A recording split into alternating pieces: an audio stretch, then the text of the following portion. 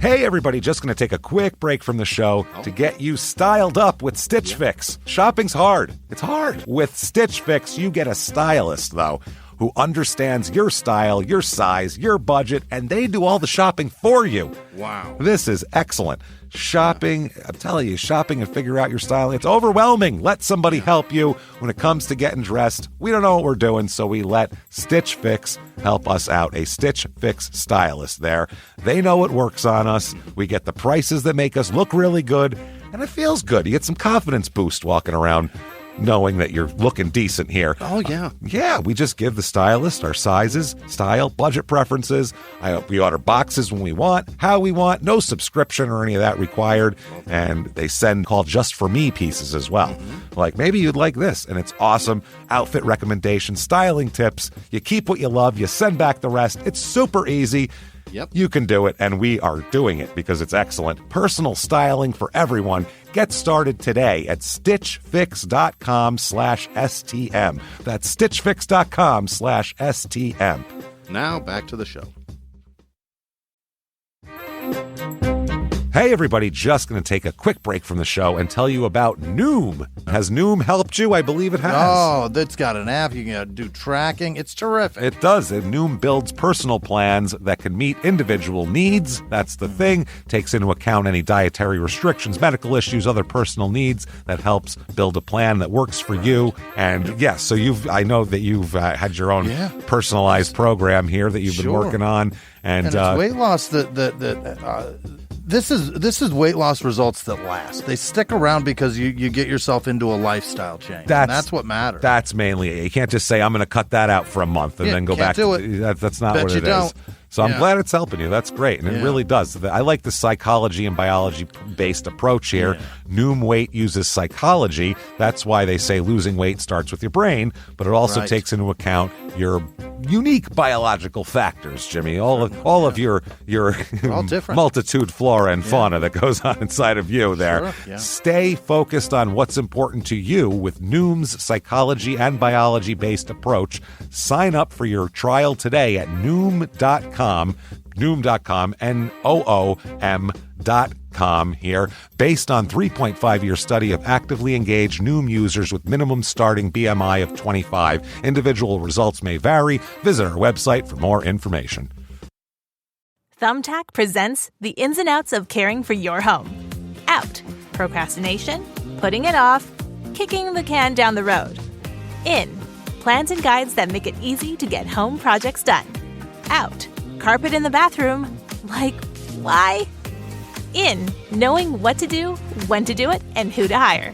Start caring for your home with confidence. Download Thumbtack today. This week, in Mustang, Oklahoma, a prominent local is found dead in his own living room, and neighbors make sure their doors are locked for fear there's a maniac on the loose. Welcome to Small Town Murder.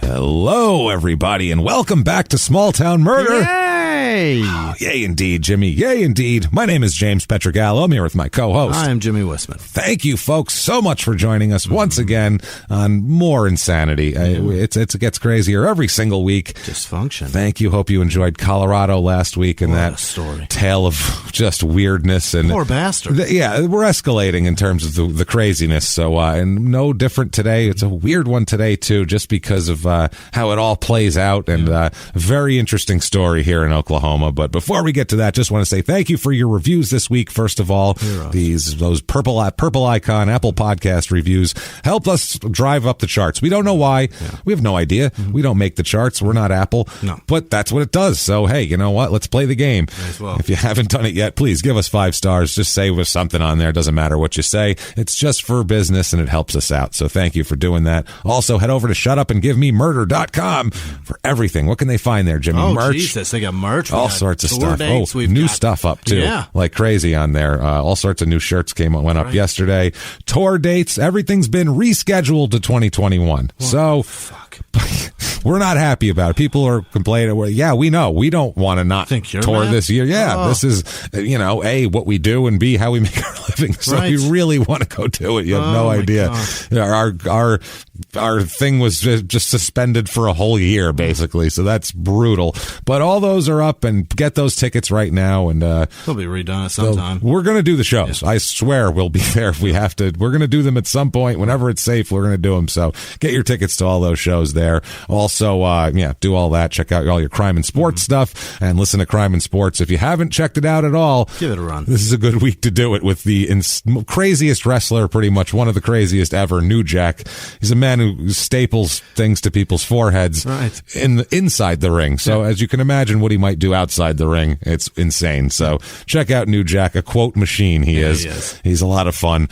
Do that, do everything like that. Also, if you want to be a bigger hero to the show, and also get something for yourself. That's the thing. Tons and tons of bonus material, and have Jimmy mispronounce your name. Don't forget that at the end of the show. You can do that very easily by going to patreon.com/crimeandsports, and anything over the $5 level, you will get access to all the bonus material from both shows too.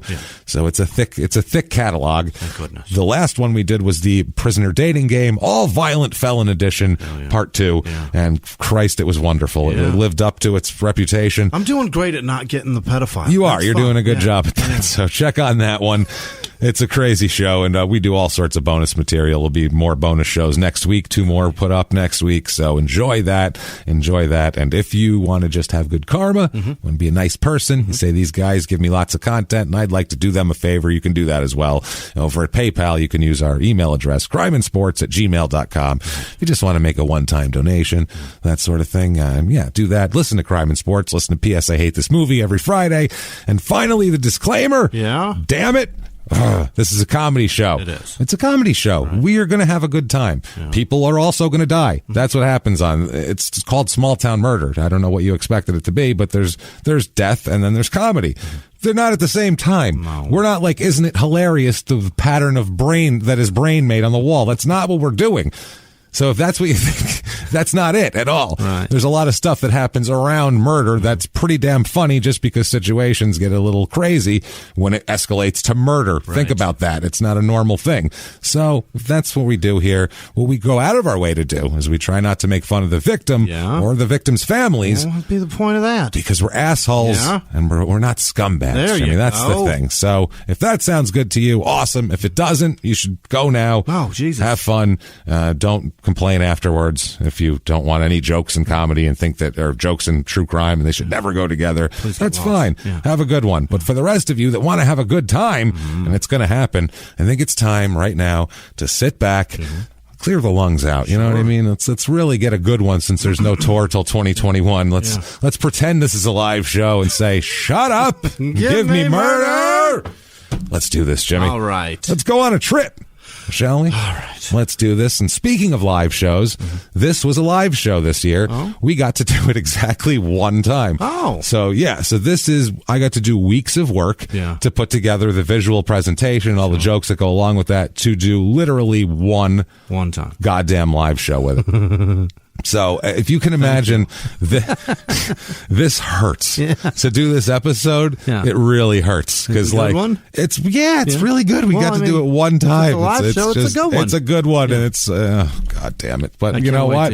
We're gonna do it, and we're gonna release it to you guys, because you're not. Yeah, you don't remember this one. I don't remember anything. Well, that was Louisville, and you were given quite a lot of bourbon, I believe. That one was a whole bottle. Yeah, somebody brought us specific, because Louisville. You were in Kentucky. You were in some kind of shape that night. He was. Yeah, that's Kentucky. They make bourbon there. Jimmy was just pouring bourbon into a glass, just without anything, because he got drunk to the point where he was like, I don't know, bourbon's pretty good by itself. So that's drunk. It was good. So I told him we were going to do this episode, and he goes, I don't remember that at all. Okay, good. It's a good thing. Well, let's go on a trip. Let's do it. We're going all the way to Oklahoma, which isn't that far from Colorado, where we came last week. But they're actually pretty far apart. Oh, because Oklahoma's long as fuck. It's long, and this is kind of toward the central there, and the other one was in western Colorado. So they're pretty far apart here. We're going to Mustang, Oklahoma, which sounds like a city in Oklahoma. Sure does. That, I don't know, Mustang? Right. Name 3 towns in Oklahoma besides Tulsa and Oklahoma City. No. Mustang, Bronco, and What were they? And Range Rover, I don't fucking know. Got one. Hey, that's there you one. go. But that's named after the cow and city slickers, right? I believe it is. Yeah, which is good. You know, that's what you want to do. We should really. That cow deserves to be memorialized. Yes. He was a good cow. So this is in central Oklahoma here. It's about an hour and a half to Oklahoma City. I'm sorry, half hour to Oklahoma City. It's kind of like a kind of suburb of Oklahoma City. Yeah, close by. About 3 hours down to Dallas. Very exciting there. That's why we get a lot of, when we go to Dallas. That's right. Tons of people from Oklahoma. Tons of people. Now we know why. It's pretty close to drive. And about 2.5 hours to Bartlesville, Oklahoma, which was our last Oklahoma episode that we did. This is in Canadian County, Oklahoma, which is very strange. Did they forget? And their logo doesn't even have a maple leaf on it or anything. I checked. I'm like, no, I wanted a maple leaf with crossed hockey sticks and like a little beaver and the Queen. Like I wanted all of those things lined up in one, and like a Tim Hortons logo. Right. You know, things of that nature. The background of the flag is plaid. Instead, it's not at all. It's just a cow. No, it's not. It's something else. But zip code 73064, area code 405. It's about 12 square miles.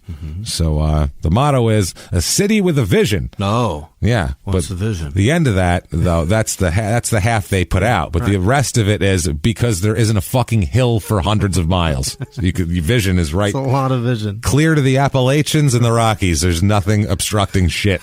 That's awesome. If you've ever driven through Oklahoma, you go, wow, I can see forever. Makes you wonder how they get hit with a tornado out of the blue. That's what I mean. Well, weird that would pop up. You should have seen that coming. Jesus Christ. You can look north and you just go, is that Santa's house up there? I think I see the North Pole. That's how fucking nothingness there is there. It's just nothing. It's just fucking awful. Yeah. So the history of this town, the European explorers were in the area as early as 1541. So, yeah, there was white people mucking up the works here in 1541. And the modern era, though, can be traced back to 1889 and the Oklahoma Land Run, which is pretty fucking, these land runs are insane. That's where they go, free land, go stake your claim, right? Yeah, they line everybody up and everybody signs up, and then they line everyone up at a certain time and they go fucking basically bust off a starter's pistol. Like Cannonball Run. And and they all run and horseback. And when they're all lined up, I have a million pictures, which were really great for the live show, of all these people lined up, and people are on like, a horse and on foot and like a fucking unicycle and like. It's really Cannonball Run. Bigfoot's up there and a monster truck, Gravedigger's next to him. Like people are in silly vehicles. Like those old timey, like the wings flap when you pedal. One of those attempted fucking flying machines someone's in. It's, you know what I'm saying? It's the guy from Up with a house full of balloons. That's all. Yeah, some guy's got that. He's checking them, making sure the connection between the balloons and his shack is secure. That's what it looked like, though. It was so silly. Like, I'm going to get there faster. Right. So I think I would have hired a guy who rode a horse really fast and said, this is what I'm looking for. Right. Fucking go there. If you don't find it, you're dead, because it's 1889. Oh, yeah, I can do that. I can kill you on this land that's out in the middle of nowhere. Right. But the land rush started when Abraham Lincoln, when he was president, obviously. It would be hard for him to sign X when he was not president or when he was dead. So he's just a fucking mail clerk. He's like, I'm going to put this into law. I've decided this is law. Didn't he work at a grocery store or something? Yeah, and other shit, and he was a congressman from He did that too, He lost a bunch of elections first. He was he was tall and goofy, so it was a hard thing for him back then. Yeah, that's a funny word for ugly as fuck. He's not a handsome man. The most hideous thing I've ever seen. Not a classically handsome man. Let's say that Lincoln was not. Definitely not. And I don't get it's either a very ugly man or a very handsome Frankenstein. One of the two. My question is, Lincoln was 6'4", same height as me, so I get tall guy things. Like I understand it. One thing I would never ever do is wear a hat that would extend my height another fucking 8 inches, so I would look even taller and thinner. That's not what I'm going for here. You're trying to.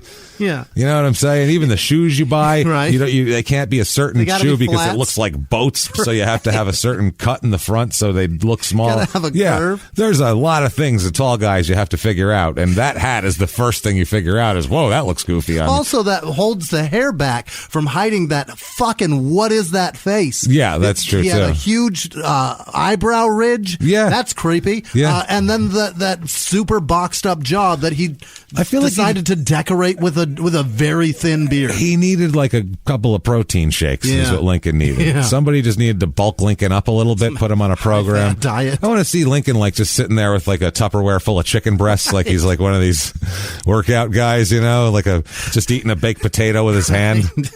If he's fat as Grant, he wouldn't look as weird. No, that's what I mean. I knew a guy like that who was a workout nut when I was a bouncer, and he used to slim down. He used to just carry around a Tupperware full of potatoes, and he'd just eat them like apples. Like these, what are you doing? It's so weird. That's disgusting. And chicken breasts, he'd have the same thing. He'd just eat them like they were candy. It was so weird. I love a potato, but a raw one. It wasn't raw. They were cooked potatoes. Right. It was just baked potatoes. Just a thing of baked potatoes with nothing on them. He'd just reach in and just eat them like all day. He'd be eating these things like apples.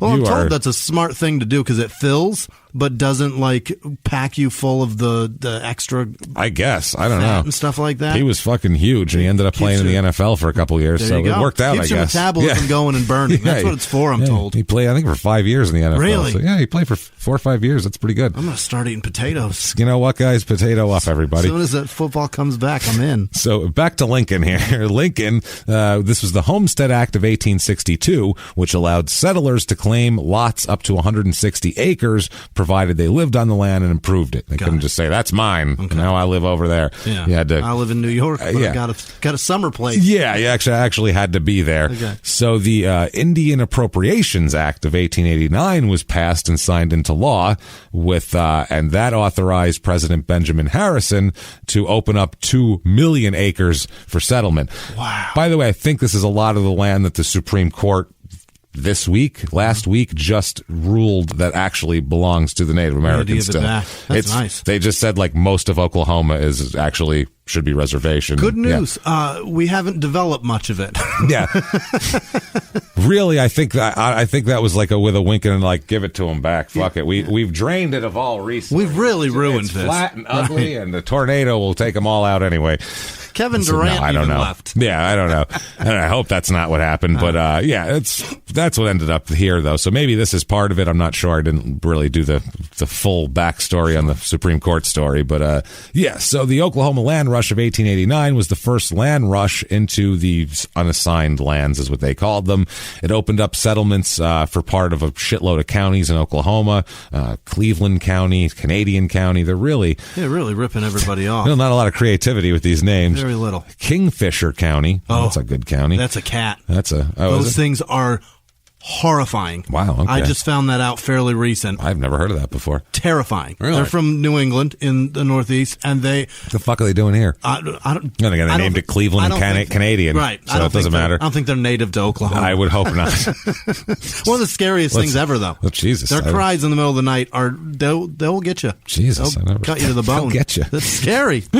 So the land run started at high noon on April 22nd, 1889, with 50,000 people lined up for an available 2 million acres. Oh my God. 50,000 people lined up to run into the nothingness and say, this is mine. Well, I mean, you're getting, on average, if you average it, 200 acres a person. I might be a part of that 50,000. You can have 160, I guess, was the lot. But they all, some of the land was worthless, though. Some of it's just this dry shit dust land. There's none of that's any good. But people wanted to have land like near a water thing or near certain. There were certain areas that were better than others, basically. Okay. And this was so these people that's what they were fighting for. Prime for. Ones. Yeah, everyone's trying to get prime land. Really, there's plenty of land for everybody. Yeah, there's plenty, but just a lot of people are going to live in the dusty lands here. So on April 22nd, Mustang Township filled each available tract with 142 claimants. The whole deal here. And here is a thing. This is by Carol Ann Hanna here. This is her description of people rushing for land here. When the cannoners boomed at noon, thousands of pioneers surged forward. Those on fast horses raced ahead of the wagons, surreys, and plow stock. See what I was like? Everything. Yeah. Some stopped and staked claims. Others sped on. By nightfall, every tract had a claimant, and some tracts had several claimants. Multiple claimants typically tossed a coin to settle a dispute. Now, if they didn't have a coin, it went to the person with the larger dick. I'm sorry. In the case of a tie, it went to whoever stabbed the other guy faster. Right. That was the biggest gun. That's how they settled it. Yeah, obviously here. There was just these fucking these pictures of these people. You're like, no, thank you. Yeah. I wouldn't. For Oklahoma, for a piece of it, you don't even know what you're getting. Right. You're going to line up and stand there and fight people. And a lot of people too, they crept in. The Sooners is what they call them. That's where the college name came from. These were people that crept in early and illegally and would go and like claim their land and act like they just pulled up to it. Yeah, they'd go squat places. Call their college the Oklahoma Cheaters. The Oklahoma cheating assholes. Right. The Oklahoma land stealers. Oklahoma dickheads. Actually, land stealers squared, because first they stole it once as a whole, and now he's going to steal it from other people who were taking pilfered land to begin with. I want to make this legal. It's fucking crazy, man. So obviously there would be fights with people who waited for the starting gun and everything like that. So it was rough. You think you wouldn't name your mascot for people that are in sporting contests that are cheaters after the people that cheated in a sporting contest? Well, yeah, that would be like if the other team showed up for their football game and the Oklahoma team was already on the field and said it's 7-0 us. And you're like, we haven't warmed up yet. What are you talking about? No, we already played, like, what is it? We played 12 minutes of the first quarter. It's over. It's almost over. So we're done. You better hurry up. We're kicking your ass. It's fucking good. You should have seen it. We really got you good on that first drive. It was precision. All the way down the field. Runs, passes. Impressive. The guy should have been here. But, our 4th and goal down there was a real disappointment. It was tough. So good to see you guys here. Good goal line stand, but thanks. Line up, fuckers. That's pretty much what it would be. Yeah. Good job, Oklahoma. Christ. Perfect. It feels good to really hate on them now after they ruined our fucking live show that last time. Yeah. And it wasn't even in Oklahoma. No. And they're just screaming Boomer Sooner. There was that one person in Dallas screaming Boomer Sooner and getting yelled at by everyone in the crowd, especially us. Now you say that Boomer Sooner shit ever again, and I'm going to rip you. Yeah, we're going to explain why you're a dummy. Let me tell you why you're stupid. Which is a great way to start out any stage act. How you doing, everybody? Let me tell you why you're stupid. It's only to one person. Yeah. And our crowd's so great, they go, yeah, he is stupid. Let's hear why. They love that shit. Don't stop explaining. Explain why he's stupid. He looks stupid. Tell him more. Yeah. Tell him more until he goes to get a drink. And then when he's in the back of the room, keep telling him. That's going to be perfect. So, a lot of the people here that moved in were a lot of kind of immigrants, like German, Polish, Czechoslovakian, a lot of Czechoslovakian immigrants in this particular area of Mustang. The first post office came here in 1895, which was named Mustang, which was named after the Mustang Creek, which was nearby. Okay. So that's why they did it there. The agriculture was a big deal here, obviously. Mustang was known as, quote, down in Egypt.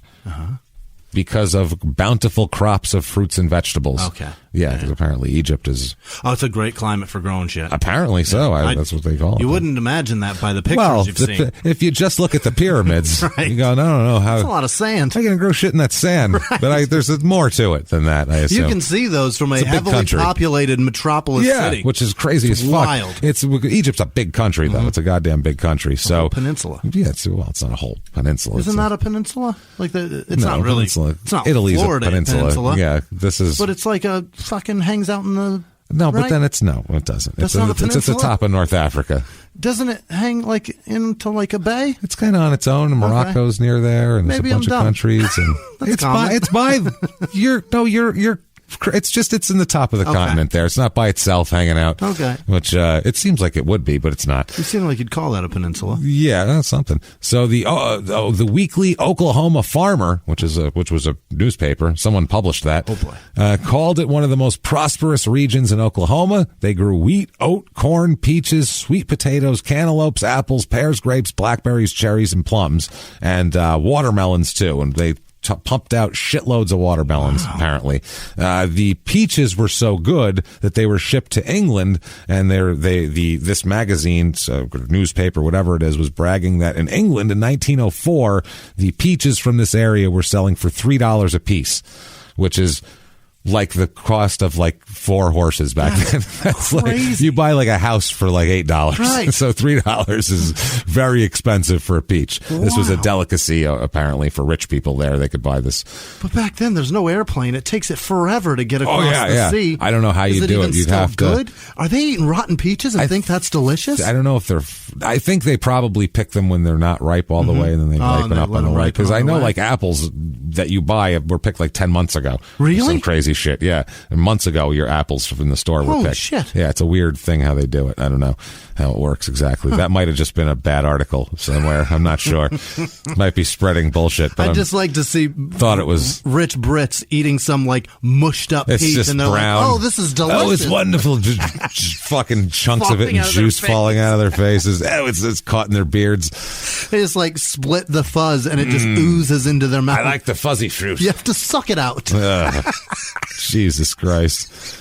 They established schools in 1902. They paid the first teacher they paid was $40 a month they made. And she had to teach 45 students for that. Hasn't gotten a raise since. Never. That still makes the same amount. That's why the school's not great here. Huge fire, of course, here, obviously. 1906, train sparks ignited grass on the tracks beside this farm. And basically, it swept northeast as far as Council Road. And it was windy as well. Yeah. The winds consumed over 3,000 peach and apple trees, 5 barns, a bunch of farm implements, 15 bushels of corn, and a shitload of hay. Yeah. So, not one person is what that says. It's huge fire. Did not kill a soul. That's how fucking desolate this is. With wind blowing it, accelerating its speed, not a single person. Not shit. Then the Dust Bowl came later on, which this was right in the middle of the Dust Bowl here, this was hard times. The stock market crashed, and then the Dust Bowl had started before that, and then the stock market crashed, and it was fucking screwed. Yeah. And we could go into the causes of the Dust Bowl, and it's basically because we were greedy and wanted to plant too much wheat. People were like, shit, you can sell wheat? Fucking rip up all that grazing grass, and then the wind, there was nothing to catch everything, so clouds of dust. Fucking, we did that, is what I'm saying. Human caused shit. Oh, 1000% we caused the Dust Bowl, so it was one of those deals here. People would borrow, trying to like. The people that hung on around here, I don't know what they were ballsy. They would hang on, and then end up, hoping that everything would turn around, and then it didn't for years and years and years. So people would lose their farms and lose everything, and just, they'd have to go somewhere else anyway. That's why there's pride of being from somewhere. You know what I mean? Yeah. You've stuck around for that many years, been through the shit. True, yeah. A lot of these people ended up in Northern and Southern California as well, like Oakland. Like, basically, like, a lot of their kind of, you see there's a lot of, like, white trash in the Oakland area. Yeah. This is where they came from. Really? These are people that, there was jobs there during this time, so they left the Dust Bowl for the Bay Area and for Southern California as well. If you can see, like, if you go to Riverside and go, wow, this is trashy. That's what it was. This is people from Oklahoma that couldn't afford LA. Then now they've gone further. It's the Linkhorn thing. If you look at that Nelson Algren book, they explain kind of the migration of hillbillies westward. I'm going to read that. Does a thing here. I don't know if you'd like that, but Hunter Thompson does kind of a short breakdown of it in the Hells Angels book. Okay. You'd probably just enjoy that. Maybe better. I'll read that. Yeah, it's more motorcycles. It'll be more entertaining. Read Hells Angels. You'll be fine here. So, this is Mustang is called the buckle on the tornado belt. Oh. So lots of tornadoes here. I mean, shitloads. Cinch it tight. Yeah. Churches and most of the homes were destroyed in 1927 and then 1937 1957, tons of shit was lost. 1956, homes, businesses, and ripped the roof off the high school. And City Hall and a nearby shopping center, an elementary school, and a shitload of houses were destroyed in the 1970 tornado. Every 10 years, why are you here? Right. It doesn't want you. Build the wall there. Yeah. So can you stop a tornado with the big wall? No. It'd have to be really big. So I think it would still go right through it unless it went through the clouds. Right. It would have to go through the atmosphere, I believe, to stop anything. And even then, I don't know how that would work. We need a weather wall. I'm not a meteorologist. A high wall. No, we are not scientists. Remember that. Yeah, keep that in mind. Yeah. So population increased a ton in the 60s because who wouldn't want to go to a town that's going to be destroyed every 10 years? Mm-hmm. I found a review of this place. Most of the reviews are positive, actually. So here's one. I grew up in Mustang and I don't hate it. Okay. It's just very far from school, and I wished I lived in an area with more things to do. We don't even have a movie theater, but Yukon is only 10 minutes away, and it has everything, so it's not that bad. Yeah. Well, I mean, if Yukon's right there, Jesus Christ. Why not? People in this town, population 20,125. That's a lot. Which is up 93% since 1990. Oh. Because it's suburbs from Oklahoma City. It doubled. But it doubled. Male, female is just about the same. 51 is about average. 51% female. A little older. 39.2 is the median age. Nothing crazy there. A few more married people. It's kind of a family town. Got it. A lot of these suburbs are. More married people with kids. That sort of shit. Less single people with children, more married people with children. Race of this town, 84% white, so pretty fucking white. 1% black, quite under the average. 1.1% Asian, 3.2% Native American, which is much higher than the average. It's 0.7% is the average. 5.3% Hispanic. Okay. So pretty white is what we're saying here. Religion here, and it's a little less religious than I thought it would be. It's about 46%, 17% Baptist, but it's spread around a little bit. There's Baptists, there's some Catholics, there's a little of this, a little of that. Okay. What there isn't, though, is Jewish people. 0.0% Jewish, 0.0% Islam. So I'm not surprised, honestly. So Canadian County is very conservative. Last election, 21% Democrat, 72% Republican. Really? So, quite conservative in this area. A Oklahoma suburb is going to be pretty... Basically, the average citizen, if you look at it, is basically like a Clint Eastwood from Good, the Bad, and the Ugly. About 40 years old and grizzled. I think I'd rather have that. Looking into the sun. Right. I want that Clint more than the one from Gran Torino. Yeah, definitely. That's maybe an older crowd. Clint, Now, household income here is a little bit higher. Unemployment rate's about normal, but household income is $69,966, so about $70,000. Normally, it is $57,000, so not too bad here. Cost of living is 93 out of 100. Housing is a 73 out of 100. Median home cost $169,700. So not too shabby. And if we've convinced you, damn it, to wait for the next tornado in style, we have for you the Mustang, Oklahoma Real Estate Report.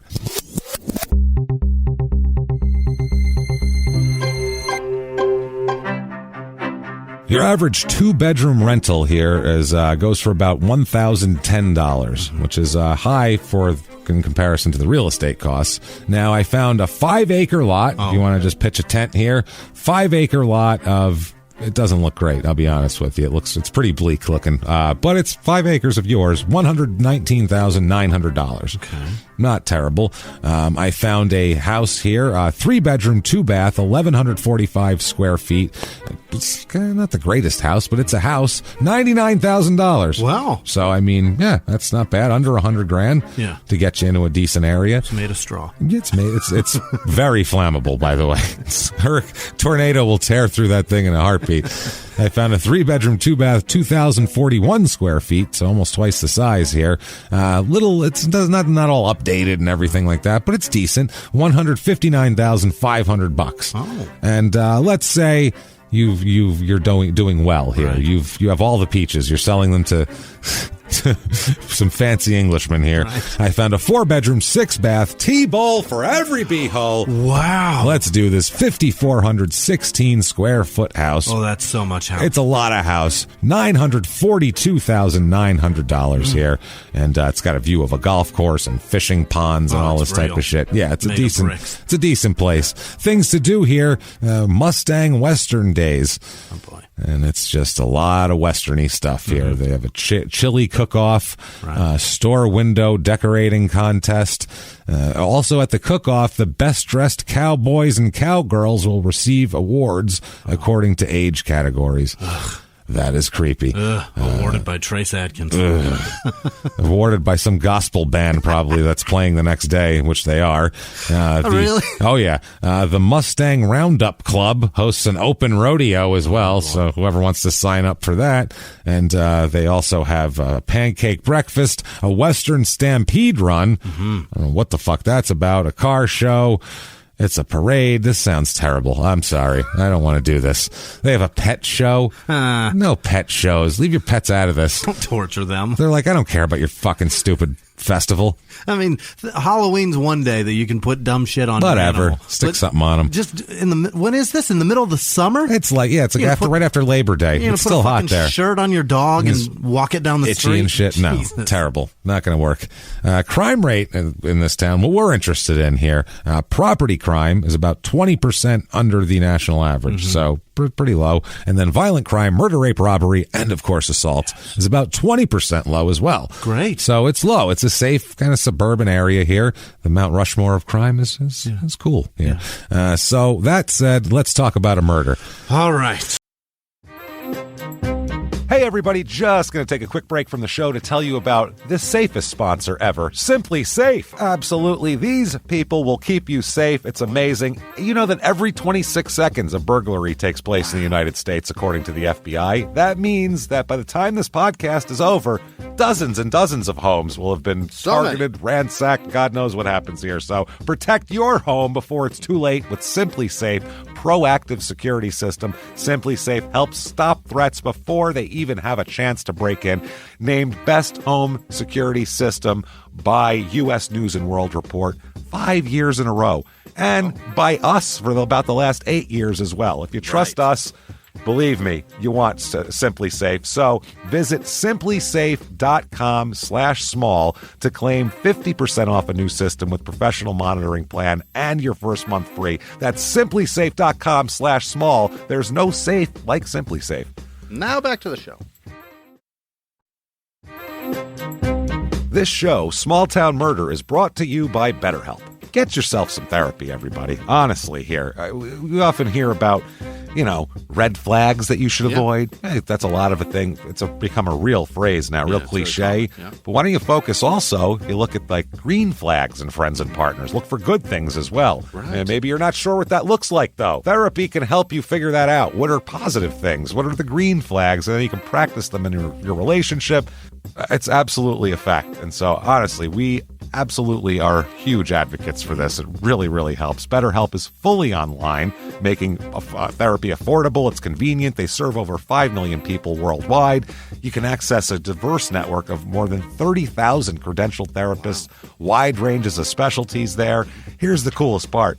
You're not getting along with your therapist, you're just not feeling it, you can switch at any time, no extra charge. Wow. The thing is, they want you to get help. That's it. And you can do it with BetterHelp. Discover your relationship green flags with BetterHelp. Visit BetterHelp.com/smalltownmurder today to get 10% off your first month. That's BetterHelp, HELP.com/smalltownmurder. Now back to the show. Hey everybody, just going to take a quick break from the show and tell you all sorts of good stuff about Chime. That's what I'm talking about. There's so many extra fees you have to pay in life. Everything. You go to the airline, there's an extra ticket on that. There's extra fee on every fees and fees, hotels, fees, all this type of stuff. We're trying to make progress, and the next thing you know, here comes another fee coming at you, and it's more money than you expected, and your whole math is thrown off, and it's awful. Learn more at chime.com/smalltownmurder. Chime is great with that stuff. I mean, you can't beat if your things are a little tight, especially around the holidays or after the holidays. you need that money a couple days early, or you go grocery shopping, you got a car payment due, there's so many things that don't cross over exactly how you want them to cross over. Make progress toward a better financial future with Chime. Open your account in 2 minutes at chime.com/smalltownmurder. That's chime.com/smalltownmurder. Feels like progress. Banking services and debit cards provided by Bancorp Bank N.A. or Stride Bank N.A., members FDIC. Spot me eligibility requirements and overdraft limits apply. Boosts are available to eligible Chime members enrolled in Spot Me and are subject to monthly limits. Timing depends on submission of payment file. Fees apply at out-of-network ATMs. And now back to the show. Let's do this, everybody. And this is good. Jesus Christ. You know what? I'm going to be very honest with everybody right now, and especially because we just delayed our tour. And really, that was the thing we were looking forward to. It was like, okay, and all year it was this all I have. And it was moved farther and farther. Yeah. First it was this. Well, then we're going to push it back a month. Well, how about if we do everything 2 months? Well, we'll reschedule this for August. And yeah, it's fine. We'll do that. And I missed all sorts of stuff we were going to do on the road. To see my family. Going to do this shit. We were going to sit by a river and drink beer. Yeah, James. we were going to have fun. I was going to go see my brother and do all this stuff. But that didn't happen. And that's fine. I mean, a lot of people got fucked out of a lot of things. And people have died from this shit. So it's not like it's, we're the whatever. But this show, we need this time. Like the last couple months, fuck it. I'll be even more fucking honest. The last few months have been a personal hell for me. They really have. I haven't said shit about this on the show, and I don't know why I'm doing it now, just because I want to say thank you to you guys for fucking being there. But it's been horrible. The health problems in my family have been just my stepmother's been sick, and she had to have a surgery delayed because of COVID, and like cancer surgery, something very important. And then she had it, and it was worse than they fucking thought because they had to wait. And then my mother had a goddamn stroke like 2 days before my birthday. And I've been dealing with that. Like we recorded that day, and like fucking 5 days Jesus before that, Christ. my dad had his second. Your heart dad attack. had a heart attack, and then my grandmother is. Italian grandma's not doing good. No. Cards on the table here. She's not doing well at all. She's not doing great. She's it's bad. So and that's been going on for a couple weeks, and they thought she was going to go 2 weeks ago, and then she was waiting, and it's just a fucking hellstorm of bullshit that has been happening to all of us, and everybody's been a little bit depressed anyway, being stuck in our houses and all this type of shit, and then you add all this shit to it. So these few hours a week that we have to do these fucking shows are really the only time where we can just say none of that shit exists. Right. Let's talk about crazy shit, and let's talk about a murder. Great. Let's do it. The only opportunity we get to leave our house is to go to the fucking grocery store. That's it. And then I come here to see you twice a week. That's all I do. That's it, man. And it's horrible. Brutal. Yeah, it sucks. Not that you're horrible. Yeah. No, but I get you. I get you. Yeah. God damn it. I'm so excited to see you. Someone's here. Yeah. I used to have to call you. James, I'm outside. I show up, and within 30 seconds, you're standing outside the door. I'm gonna start buying the Amazon guy gifts just to be like, we should be pals. Like, why not? At this point, what the fuck? Just leave it by the door. Yeah. So, you can't talk to the guy. You can't touch him. That's the God thing. Damn it. Sorry. We try to keep it topical, or not topical, actually. We try to not kind of we want it to be evergreen. Yeah, we want it to be evergreen and not be tied to a time period, but we're real people, and this is shit that's going on in our lives, and it's just been a hard couple months for us. So thank you for being there is what we're saying. We weren't trying to complain, we were trying to say thank you. Right. So let's talk about this murder. Right. Let's talk about a couple here in this area. Let's talk about Keith Bryan is his name first. Keith. All right. Keith, and he meets a young lady named Rebecca, and they get married in 1978. All right. These two. So they get married in 1978. Keith becomes the Nichols Hills fire chief. Oh. So Keith's a fireman, and Rebecca's his wife, and he's the chief. So he's a well-respected guy in the area. Yeah. Being the fire chief usually is. Firemen never get shit from anybody. No. They really don't. They just get a lot of pussy. They get all the women want to fuck them, and no one's ever there's no anti-fireman protests because, well, I mean, there's no firemen have rarely kill people. That's another reason why, not to be political about it, but I mean, firemen, their job is never to intercede in some shit. And they never get in trouble if choose a side. If the building burns down and there's a kid inside. No, they have procedures. They're like, well, that's too fucking on fire for me. I mean, I guess it's going to burn now. But I mean, people, what I'm saying is, I stated that wrong. Fucking on fire. That's too much for me. That kid's fucked, right? Yeah. Can someone throw him out a window? We have this big trampoline thing. No? Oh, I guess he's fucked then. I don't know. I'm a fireman, not a too much fireman. Yeah. It's too much on fire. We sprayed water on it. That's what they tell us. It's in the fucking book, but it doesn't go out. It's oil. I phrased that wrong. What I meant to say is people like firemen, and rather than fire, they don't get shit because some shit's deserved, and this is not what we're talking about with firemen. So people like firemen. They do. They see them. They put out fires whenever there's a medical thing. They see firemen show up, and they have a fucking dog with them, and not a dog that's like wanting to bite you and like sniff out your cocaine. They're happy dog. Yeah, it's a fucking goddamn Dalmatian. Like it's got spots on it and shit. It's all happy. They always smile. A totally different thing. Yeah, it's just a different vibe. So people love the goddamn fire department. So he's considered, and he's like a big guy too. He looks like he's from Oklahoma. Yeah, he looks like a fire chief from Oklahoma. Is he like big, like workout big, or like he's just kind of a big guy? Barbecue big. Yeah, exactly. Okay. Like a barbecue kind of big, but not fat or anything like that. Just a sturdy looking guy, healthy man, kind of a handsome face. You know what I mean? He looks like a fire chief, and he's well respected. So she's well respected as well. The two of them together, the Bryans, they're doing great together. They have a nice house too. They buy this nice house and Mustang. Sure. Things are going very well for them. They end up having 2 sons together who, grow up and become adults. They didn't lose them or give them away or, sell them or have them taken by the state or anything. Right. They actually grow up and move out of the house. That's a plus.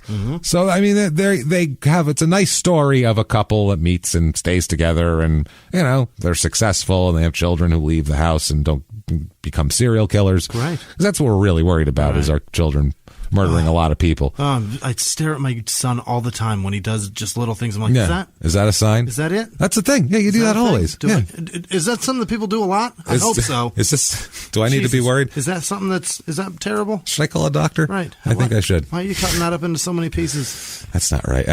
We all do that too. Especially knowing this, knowing all this information we know about murderers, we're always judging our children. I'm terrified. Yeah, that's the one thing. Just don't kill anybody, please. It would be terrible to be on the news and the Landon Whisman did this today, and they're like, his dad does a murder podcast. Yeah, that would be bad. Plus, they'd have to interview you, and you'd be like, look, it'd be like Robert Englund's kid just chopping up children. Would you just throw him under the bus at that point and just be like, I knew he was no good from the time he was 8. I knew it. Phone calls. I knew it. I tried, and I said, this kid's going to fucking kill people, and that's on him. He's going to end up in prison. So now it's happened, and I expected it. I told him. I'm not surprised. Put it that way. I didn't need to tell everybody else. I told him. He knew. He was a bad seed from the start. There was no question about this shit. I've been beating the shit out of him for years, trying to knock it out of him. Strange that he would turn violent. I don't get it, personally. All those beatings did nothing. Right. So, summer of 2009 comes around. They've been married for 31 years. They have 2 adult children, and this is a success story in terms of a relationship. Yeah, it doesn't last. Not everyone's relationship is this good. Right. So, they're doing well. It becomes a little bit strained in the summer of 2009, and I don't know if it's kind of an empty nest thing. And she's trying to find her way as well, because once the kids are grown up and out of the house, he's the fire chief. That's his identity. Right. Maybe she kind of wants to be something besides the fire chief's wife. That sucks. Because at this point, that's all. She's the fire chief's wife. She never did anything. She didn't do much on her own, no. And, she was raising children and, whatever. And she was doing her part in the family's deal. And then by the time they're grown up, though, she feels kind of unfulfilled. Sure. She's in her 50 years old, and she's feeling like, I have to do something with myself here. So she starts a real estate class in summer of 2009, which is an odd time to want to sell real estate after the largest crater of real estate. Maybe she's going forward thinking and be like, in 35 years, it's going to come back, I guess. By the time I'm certified, I'm going to be in. And also, maybe it's just something she was interested in and something she wanted to see if she wanted to do or whatever. So she does it. Summer of 2009, she enrolls in a class that's 3 days a week for 3 weeks. is how it works. That's all it takes? Yeah, 3 days a week for 3 weeks, and you can be a real estate agent. Okay. Well, I mean, that's all it takes to say what? That's the other bathroom? Good point. What the fuck? Yeah. Have you ever thought... Okay, we've all looked at houses, all right? If you're over 25, we've all at least looked. Even if you weren't going to buy something, you've taken a tour of a house. Even when you rented, you still had to go look. Have you ever thought the person showing you the house knew anything more about it than you did? Honestly, No. ever. No, because they'd say stuff and you go, well, it's the listing says this, and they go, oh, yeah. They don't fucking know anything about this fucking house. They don't know shit. They're like, this is all tile, and you're like, that's linoleum, lady. You don't know anything. The only reason he takes this class, they take the class, I think, for contracts and shit. You have to know certain things of whatever a procedure. But I mean, for the fucking house, that's anybody can fucking walk you through. Get a login for the MLS. Yeah, that's what it is. To get that key for that little box that's on the doorknob to get the other key out. That's what you need this for, basically. They have to make sure you're reliable enough to show up 3 days a week for 3 weeks. He's not good enough to give him the key. See, now you're ready for the key. Right. Here it is. Now you can go into people's houses. But yeah, they don't know fucking shit about houses when you go into them. It's true. They never know anything. So she becomes friends with a man named Mark Holbrook at the time there. So both of them are married. They just are friends during the class. They part ways as friends. Okay. That's it. It's just they seem to get along during the class. That's where they met. That's where you meet, which is, I mean, if you're taking one of these, anybody who's ever been in like a class like this, you got to find somebody to talk to on the lunch break and on the breaks and all that. Otherwise, you will lose your mind. I'm going to have to do this for 3 days a week for the next 3 weeks. That's 9 days that I have to fucking be here.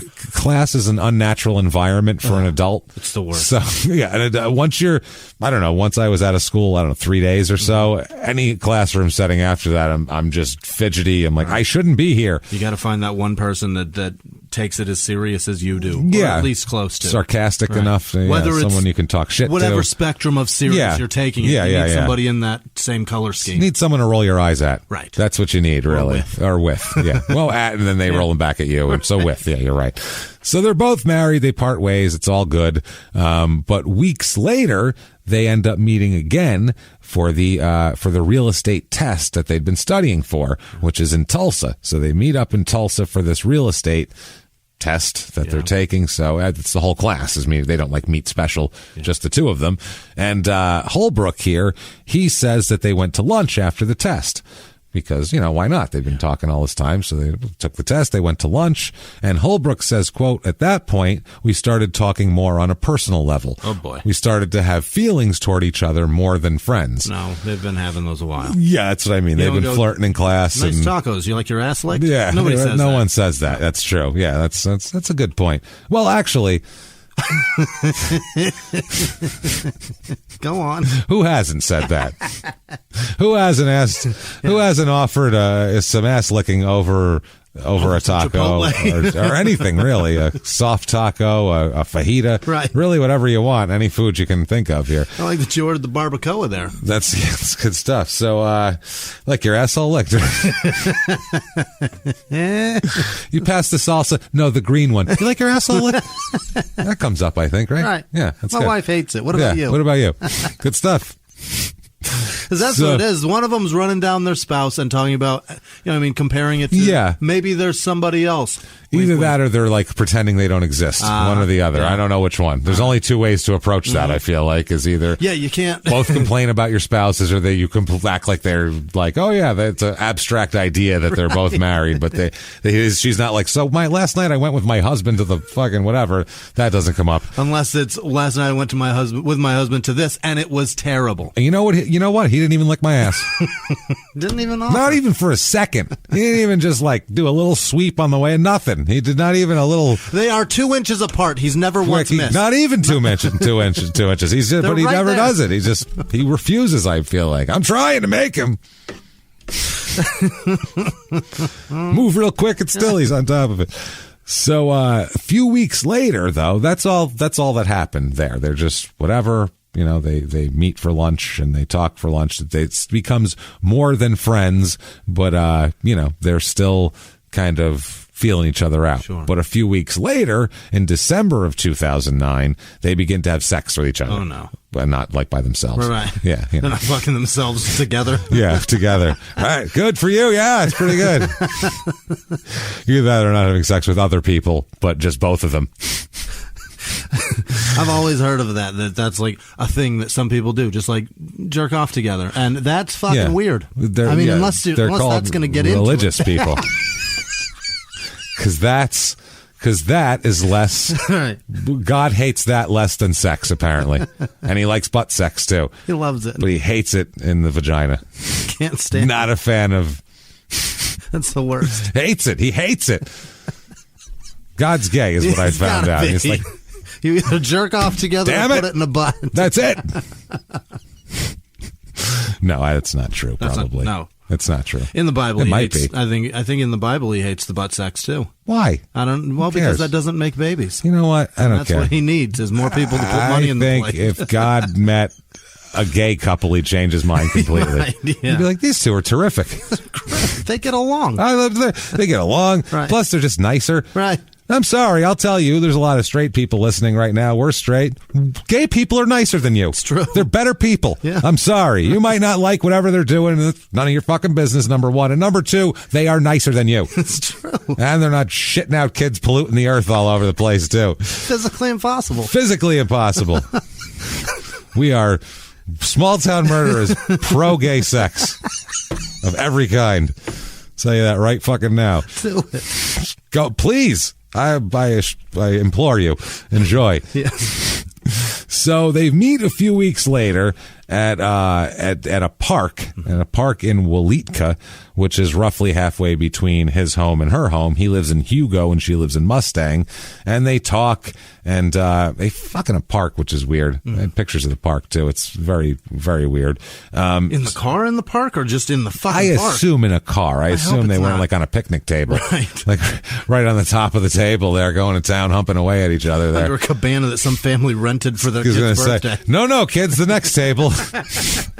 That one's sticking. You don't want that table. That's taken.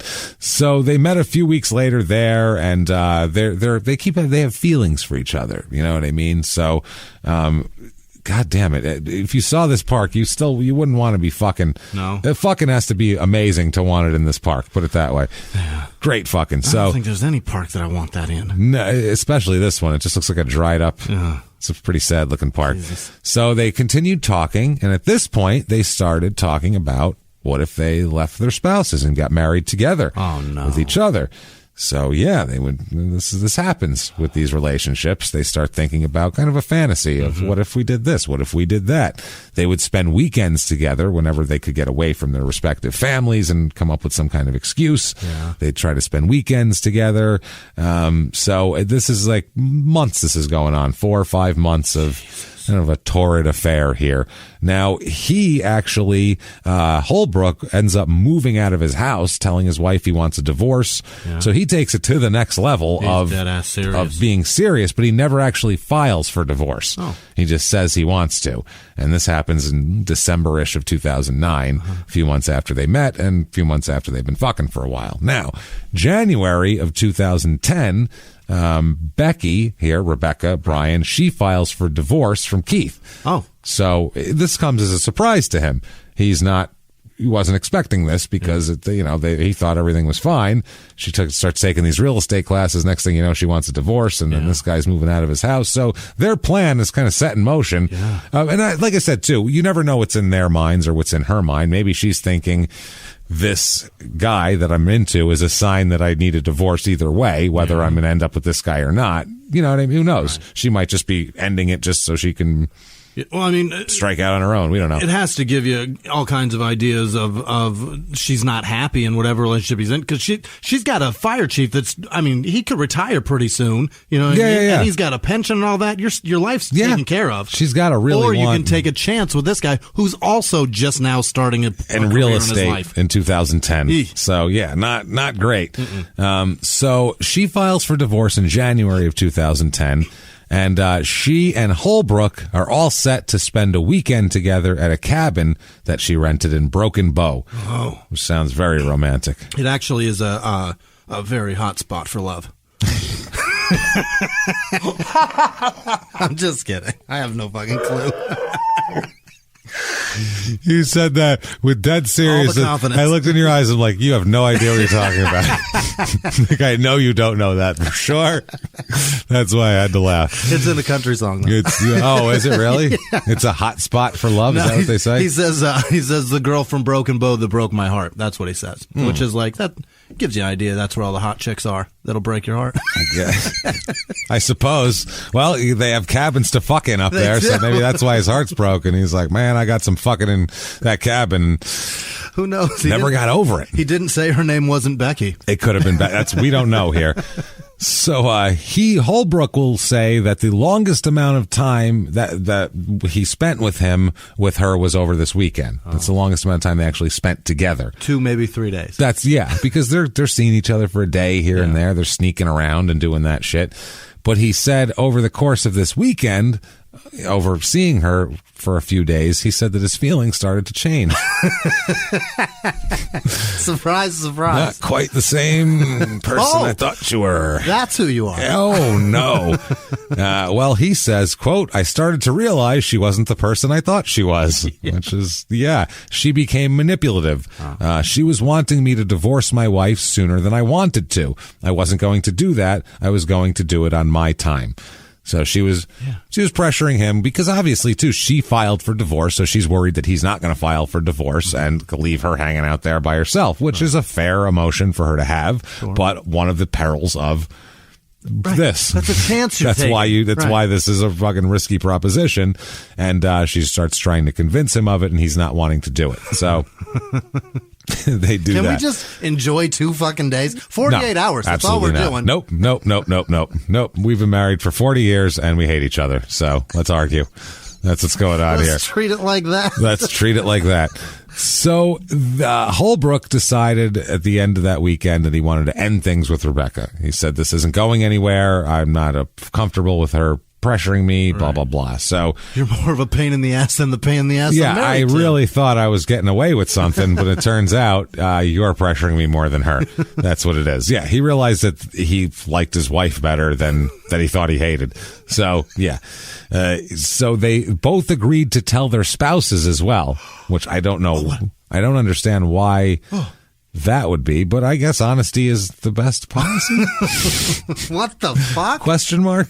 I mean, you've gotten away with it. It just seems like all this is going to do is hurt these people. Call that a wash. Well, you've already filed for divorce against Keith. This guy moved out. There's been a lot of pain. You don't have to compound it. I assure you, if he's moved out and you've filed for divorce, they both already assume that there's that's fine. Yeah, exactly. Just leave it be. So anyway, the next day after they ended it, Holbrook gets a call from Keith Bryan, Fire Chief Keith over here, and Becky is also on the line. So it's the two of them on the line. Hi, how you doing? Oh, my husband's on the line. You're what? Pardon? Keith, that large fire chief gentleman. I got a prank caller. That's my husband. Yeah, he's upset about you having sex with me and would like to talk to you. So I gotta go. What the fuck kind of phone call is this? What? You're breaking up. It's a landline. I don't get what. And then his wife, babe, who is that? Nobody. I should have never switched to that low discount phone service because this just is not working. Oh, man. So, so Holbrook said that they talked and Holbrook confirmed the affair to Keith and apologized to him. Oh, my God. This is a very weird, formal interaction. I wouldn't want it. I don't want to. No. What is going on here? These people are, you know what? We're saying this is so weird. I guess this is mature. Yeah. But it's weird. Some adult shit. It's just way too adult. I'll never be this mature. I'll tell you that right now. I'll never be this mature. No. I'm nowhere near it now, so I can't imagine when it's going to happen. It's not going to kick in the next 5 years. No. You imagine Sarah comes home and goes, look, I just want to get back together. Yeah. I want you to meet who I've been fucking. Yeah. Let me have a chat with the young man. No, we're not doing this. Find out what he liked. No, it's not fucking happening. So, Jesus Christ. What an awful situation. He apologized. Holbrook said, quote, I made a vow to him not to have any more contact with her. He agreed we should try to reconcile with our spouses and get on with our lives. So these guys had like a fucking heart-to-heart. Wow. They had like a heart-to-heart, sat down like, yeah, it's been tough on me. Well, you know what? Let's try to work it out with our spouses. Have a good, so beers next Saturday? Oh, I can't see Watching the Sooner game? Like, what is happening? Why is this happening?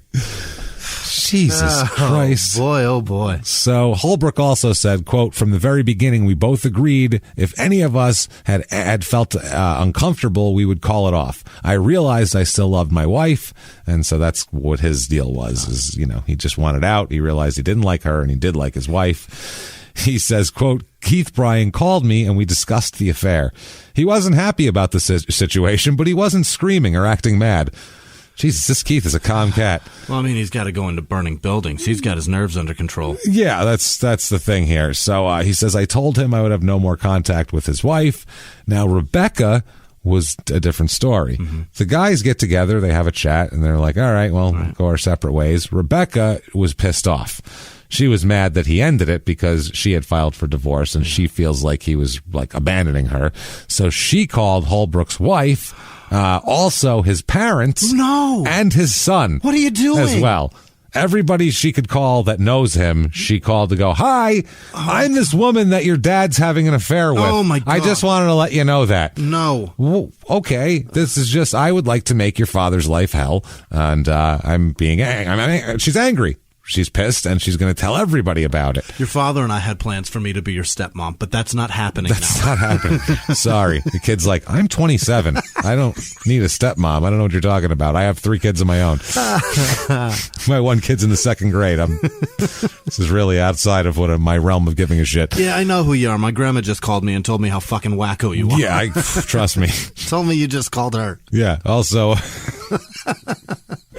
It's the equivalent of like going through his Facebook friends and just telling them all. I got a call from his 10th grade science teacher, and he said that he was upset with my behavior, with having an affair with this woman. And why is she telling everybody? So a month after it ends, he said that Bryan called him, and Rebecca called Holbrook. This is a month after everything, and says that she's pregnant. Oh, no. Hi, I'm pregnant. Left a message saying, by the way, pregnant. Goddamn Broken Bow. All yours. Yeah, Broken Bow will make you fertile. That's why it's called that. It's oh my God. All open tube. Yeah. Open uterus. Ovary. Fallopian tubes. All that stuff in there. So, all the plumbing and things. So, yeah, he said he never returned the call because he thought she was lying, so he just didn't return the call. Oh, he got that on his answering machine? Yeah. Jesus. Hey, just want to let you know, all knocked up. Should probably tell the wife. Since you like telling your wife everything. And I got to go because I got to call your kid about this. Cool. All right. Well, I'm going to call your grandma, and I'll let you know when I get off the phone with her, and I'll go from there. Amazon's here. They said your ex-girlfriend's pregnant. Weird, right? Even they know. Everyone knows. I'm going to call your boss, and let's get this over with. Cool. So Becky, though, did not stop contacting him. Rebecca kept pushing and kept pushing. He said over the next few months, she drove to where he lived in Hugo and would show up. She also showed up at his office, showed up at his home, would just show up out of nowhere. He said, quote, I never called her or told her to come see me. And as a matter of fact, he didn't return calls that came into him from her. So he was very perplexed by this whole thing here. So while that's all going on, by the way, while she's showing up and calling everyone that he knows and shit like that, the Bryans at the same time, Rebecca and Keith on the surface are trying to reconcile. Rebecca's acting like she's all about Keith and everything's fine. And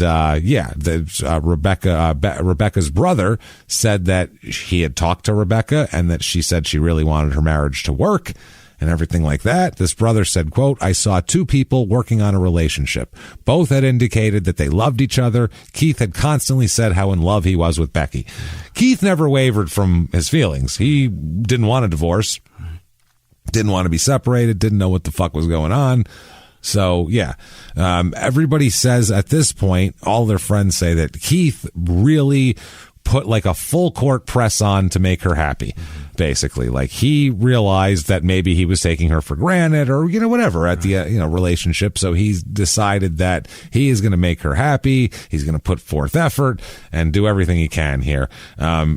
Another woman here who was the wife of another fire chief, she said she knew them for years, and once they reconciled, they went to the firefighters ball together in Oklahoma City and everything like that. This woman said, quote, Keith was very much a gentleman. He would pull out a chair for her. It was above and beyond what I had seen him doing trying to keep her very happy. So Keith has really tried to be better. Yeah.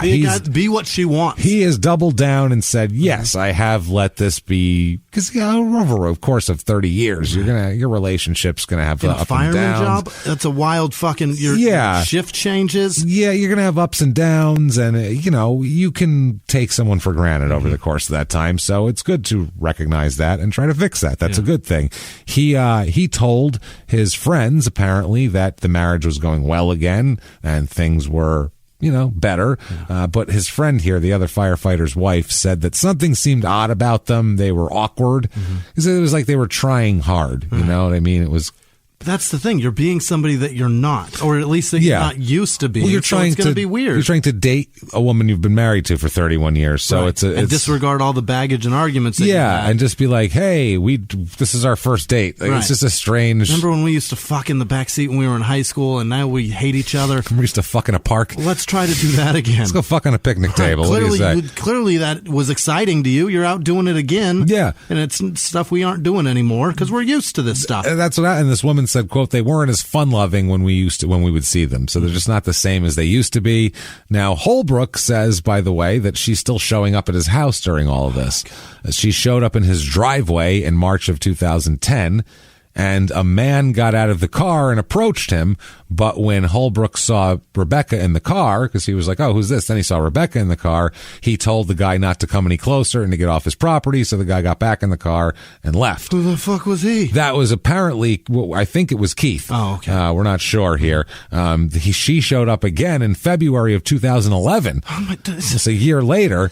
Where's the baby, lady? Dude, this is crazy. How long's crazy. Your gestation? Well, they had an affair for a few months. Right. She's been pursuing him for longer than the affair went on for. Right. So it's out of the math is wrong on this. Done. You can't go after someone for a year from a 5-month affair. Right. It's not like that. You can't do that. It should be way less than like for like. Yeah, that's what I'm saying. Yeah, if you had a 5-month affair, maybe 2.5 months you could pursue. After that, it's over. 5 days. 5 days is better, probably. So, this happened here in February 2011. He was doing some work in his office when she got out of the passenger side of the car and approached him again. So, Jesus Christ, it just happened all the time here. It was constantly happening. Mm-hmm. So Keith, on the other hand, he's kind of doing his thing at home. By 2011, he's working on some stuff around the house.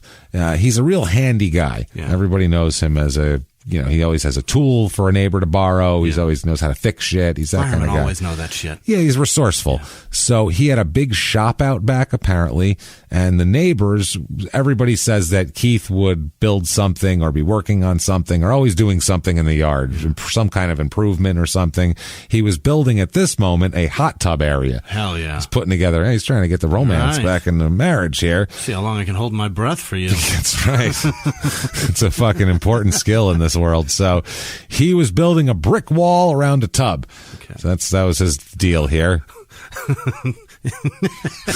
In my head, I just saw like a bathtub and then that's what I saw around him. That ought to do it. She ought to fuck me in there, right? Yeah, it's gonna be just like old times. It's like a bucket over a fire warming it. I'm a fart in that water and it's gonna be bubbling. It's gonna be a bubbling. We're having barbecue, then we're going in the hot tub. We don't have a hot tub. We do now. It's probably not that, but that's what I see. That's what I see, too. No, it's a nice hot tub area. He's building a brick wall around the tub, and everybody would joke about it because he's super anal about this shit. Yeah. Like, he would build a whole row, see that it wasn't perfectly straight, tear up the bricks, and do it again. Wow. Like he wanted this to be perfect, as all the projects he does, everybody said that. But the hot tub, because this is a big addition. Yeah. You don't want this to be fucked up and ugly, slapped together looking, that looks like shit. So there was even a cement mixture there, and in the last, he basically by September he's putting in the last row of bricks and doing everything like that. Now Randy Dunbar is a neighbor of his here, and Dunbar was working in his yard to about September of 2011. This dude's working in his yard, and he said a guy came up to him, a stranger, approached him in his own yard, which is what you want, obviously. Think, what religion are you trying to sell me? Why are you on my property? Yeah, he said it was a white male, medium build. He asked if this man, Randy Dunbar, needed any help with any kind of work around the yard. Do you need any lawn work done?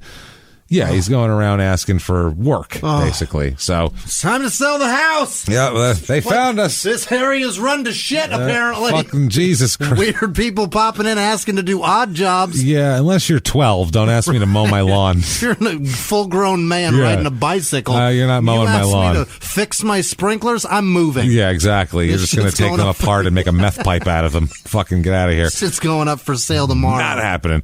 Yeah, so he said, do you need any yard work done? Now, Dunbar here, he said he was a little uneasy about the guy, and said he didn't get a good vibe off the guy, and he said that he did not have any work here, but other people might, and so the guy asked Dunbar, do you know if any of your neighbors need any work done?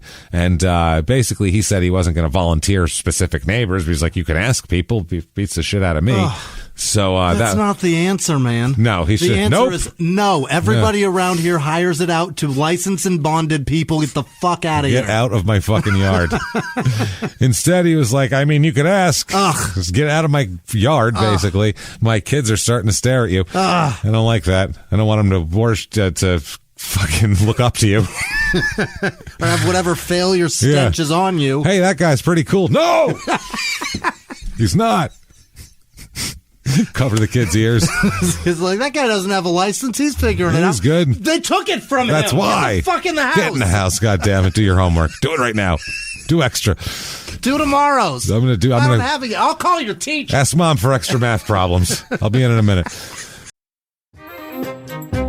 Hey, everybody. Just going to take a quick break from the show to tell you about a healthy, delicious item, Hero Bread. And we're both trying to get healthier this new year. Jimmy had a eye-opening doctor's appointment and things like that. Yeah. So we're trying to get healthier, and I'm telling you right now, this Hero Bread is a good step in this direction. It's delicious, and it is really good for you, and it's really excellent. They have the sliced bread is good, the bagels, the tortillas. I know you've been they're terrific. Ranting about the tortillas. They're so good. With Hero Bread, you can focus on your health goals and still indulge in the soft, fluffy experience you love, but guilt-free. I really love the little Hawaiian rolls, too. Yeah. They're so good. They're so good. The Hawaiian rolls, they're legit. They're fluffy. Yeah. They're exactly how you want them to be. You'd never know it's low-carb and high-fiber bread from the texture. You get the soft, fluffy experience you know and love with your savory breakfast sandwich, late-night grilled cheese, Taco Tuesday. Do it. Yeah. No compromises, just flavor, ultra-low net carbs, 0 grams of sugar, high in fiber. It's fantastic. Hero Bread is offering 10% off your order. Go to hero.co and use the code SmallTownMurder at checkout. That's SmallTownMurder at HERO.co. And now back to the show. Hey, everybody. Just going to take a quick break from the show to tell you a little bit about Sono Bello. You know, the most known secret with celebrities and influencers and all these famous people is so many of them have had lipo. They've had lipo, whether it's a little touch-up here or a total makeover. Yeah. Nobody has a perfect body. That's the thing. No. They may look like it on TV, but there's things that help that. Absolutely. Lipo now has changed, and Sono Bello's been at the forefront with using LAL technology and getting those beautiful and natural outcomes for each person. Looking real natural. Our friends at Sonobello are offering their best deal. You're now included in their winter savings event, but appointments are limited, so please get on this. Sonobello doctors are masters in micro laser fat removal, a brilliant technique that removes stubborn fat permanently. Wherever your problem areas are, tummy, love handles, thighs, arms, it's gone in one comfortable visit. Eating healthy and workouts are great. Keep doing that, but if you want to lose that stubborn fat in one visit, check out Sonobello. Save big during their winter savings event. Schedule your free consultation now at sonobello.com/smalltownmurder. That's SONOBELLO.com/smalltownmurder. Now back to the show. So, so September 20th it comes around of 2011. Now, all day, this is happening. Rebecca and Keith are sending like text messages back and forth to each other, and some of them are flirty. Hell yeah. So they're trying to get the fire back in it here. And some of them are flirty, and some of them are, do you want me to stop and get something to eat? Oh. Shit like that. You're spoiling the mood. Oh, yeah. Tell me how you just shaved again. Yeah, tell me that. Oh, Arby's, huh? The most sensual of the fast food chains. You want to lick beef and cheddar off of what? You ever seen a roast beef sandwich from Arby's? So he said, you want me to get you something to eat? I'm on my way home. And she said, are you getting hot and bothered thinking of me in your council meeting? Because he was in a council meeting. So she was like kind of trying to flirt back with him. On the way home here, Becky stops because she was out. Becky stops and to help her friend Debbie figure out what to wear on a date that night. Her friend Debbie Proctor's going on a date. And so Proctor goes on the date, and when she's done, she stops by Rebecca and Keith's house to tell her how it went. Yeah. See if my outfit got him hot and fucking bothered here. So, you know how it is. So she gets there, Proctor. She parks in their driveway. She doesn't remember if the garage was up or down or whatever when she got there, but she says she just parked in the driveway. Now she walks around the back of the house and where they might be outside, and Becky says to come over and have a smoke with her, right? So they're sitting around smoking a cigarette, talking about the night's events. Right. And, they're talking. Now, while this is happening, Keith goes in and makes a fresh pot of iced tea for Becky and their, and her friend and everything like that. Now, Proctor stays about 45 minutes, somewhere around 9:30 in there. And she says nothing was out of the ordinary. Everybody's drinking iced tea and smoking and talking about dates and hung out with those two. And she took off. They talked about politics a bit. Oh, no. In 2011, they talked about politics. And Becky was teasing Keith, saying that he looked like Charlie Sheen. What, he's got AIDS? He looks very thin and gaunt. You're looking gaunt. What, do I have two teeth in my head? What are you doing right now? Why are you being so mean to me? How many fucking women have you had sex with who fucking snorted coke off of them, you disgusting pig? He didn't like that very much, but they were joking. Okay. They were teasing him, saying that he was really good looking, and at one point, Becky tells Proctor that it's time to go. Okay. I guess she can't take it anymore. She's got to jump Keith's bones here. So Becky walks her out through the house and through the garage to Debbie's car, and Debbie said there was a light on in the garage when she went through there, and they have, say goodbye. I was glad your date went well. Right. Ice down that pussy. Right. That's not what she says. You gotta do. How that's what girls tell each other, right? I don't know. You had a good day, good. I don't know. Ice it down. They answer the phone and go, "Hi, slut." Well, I don't know. Like guys tell each other after a ball game, they just ice down that shoulder. Like, ice it down there. I don't know how that works. I never answer the phone from you and go, "What's up, slut?" What's up, whore? Maybe I should. Never. You should. What's up, you skanky bitch? But back in the day, guys used to greet each other with gay slurs, which was, I think, the equivalent. You know what I mean? That is true. Yeah. That is true. That's what it always used to be. That was how friends talk to each other. It's pretty funny. At least where I'm from. I might start now. So calling you a whore and a slut. All right, do it. Bitch ass slut. I don't know, you fucking dirty whore. I'm going to say that all the time. You fucking diseased slut. What are you doing? Josh, your pussy today, you slut. Not much, you fucking pig. What are you up to? This might be the most fun conversation we ever had. We're gonna have that. What girls do, and they have a great time. They do. They have a great time. That's why they're all. We're gonna do it from now on. Yeah. Like, what's up, fucking slut? You cunt bag. All the time. Yeah. All the time. That's what I'm gonna do from now on.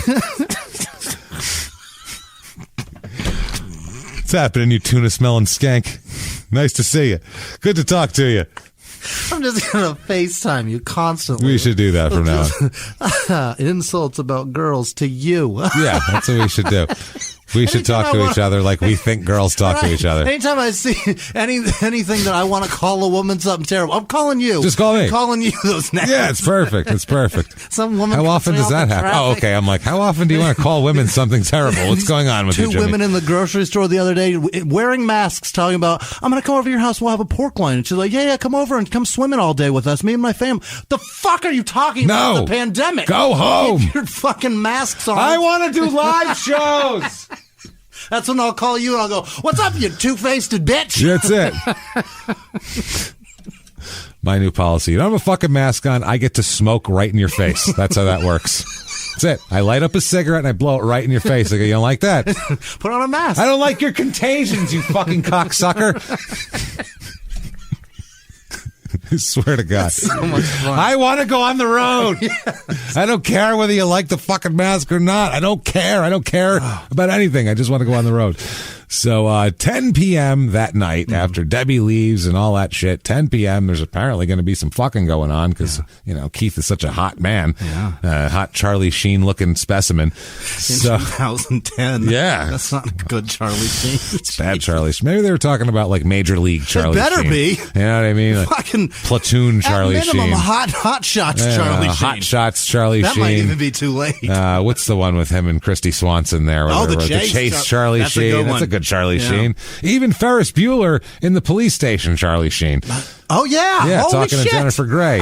That's fine. Jesus. You remember the cameos of these unbelievable guys that I don't remember until you go, this fuck. Holy shit, that is him. Wow. So, fucking 10 p.m., Rebecca calls 911. Okay, that's a problem. She tells 911, quote, he's dripping, he's like moving. And she says, I've got to have somebody here. That's what she says. Her voice is heard during the first 17 seconds of the first call, and it said she was on her cell phone here, and then the phone goes dead. Okay. Before that, she asks if she's reached the Mustang police, and she begins to describe, quote, a young man about 25, and then her voice drops off. So she keeps losing her reception here.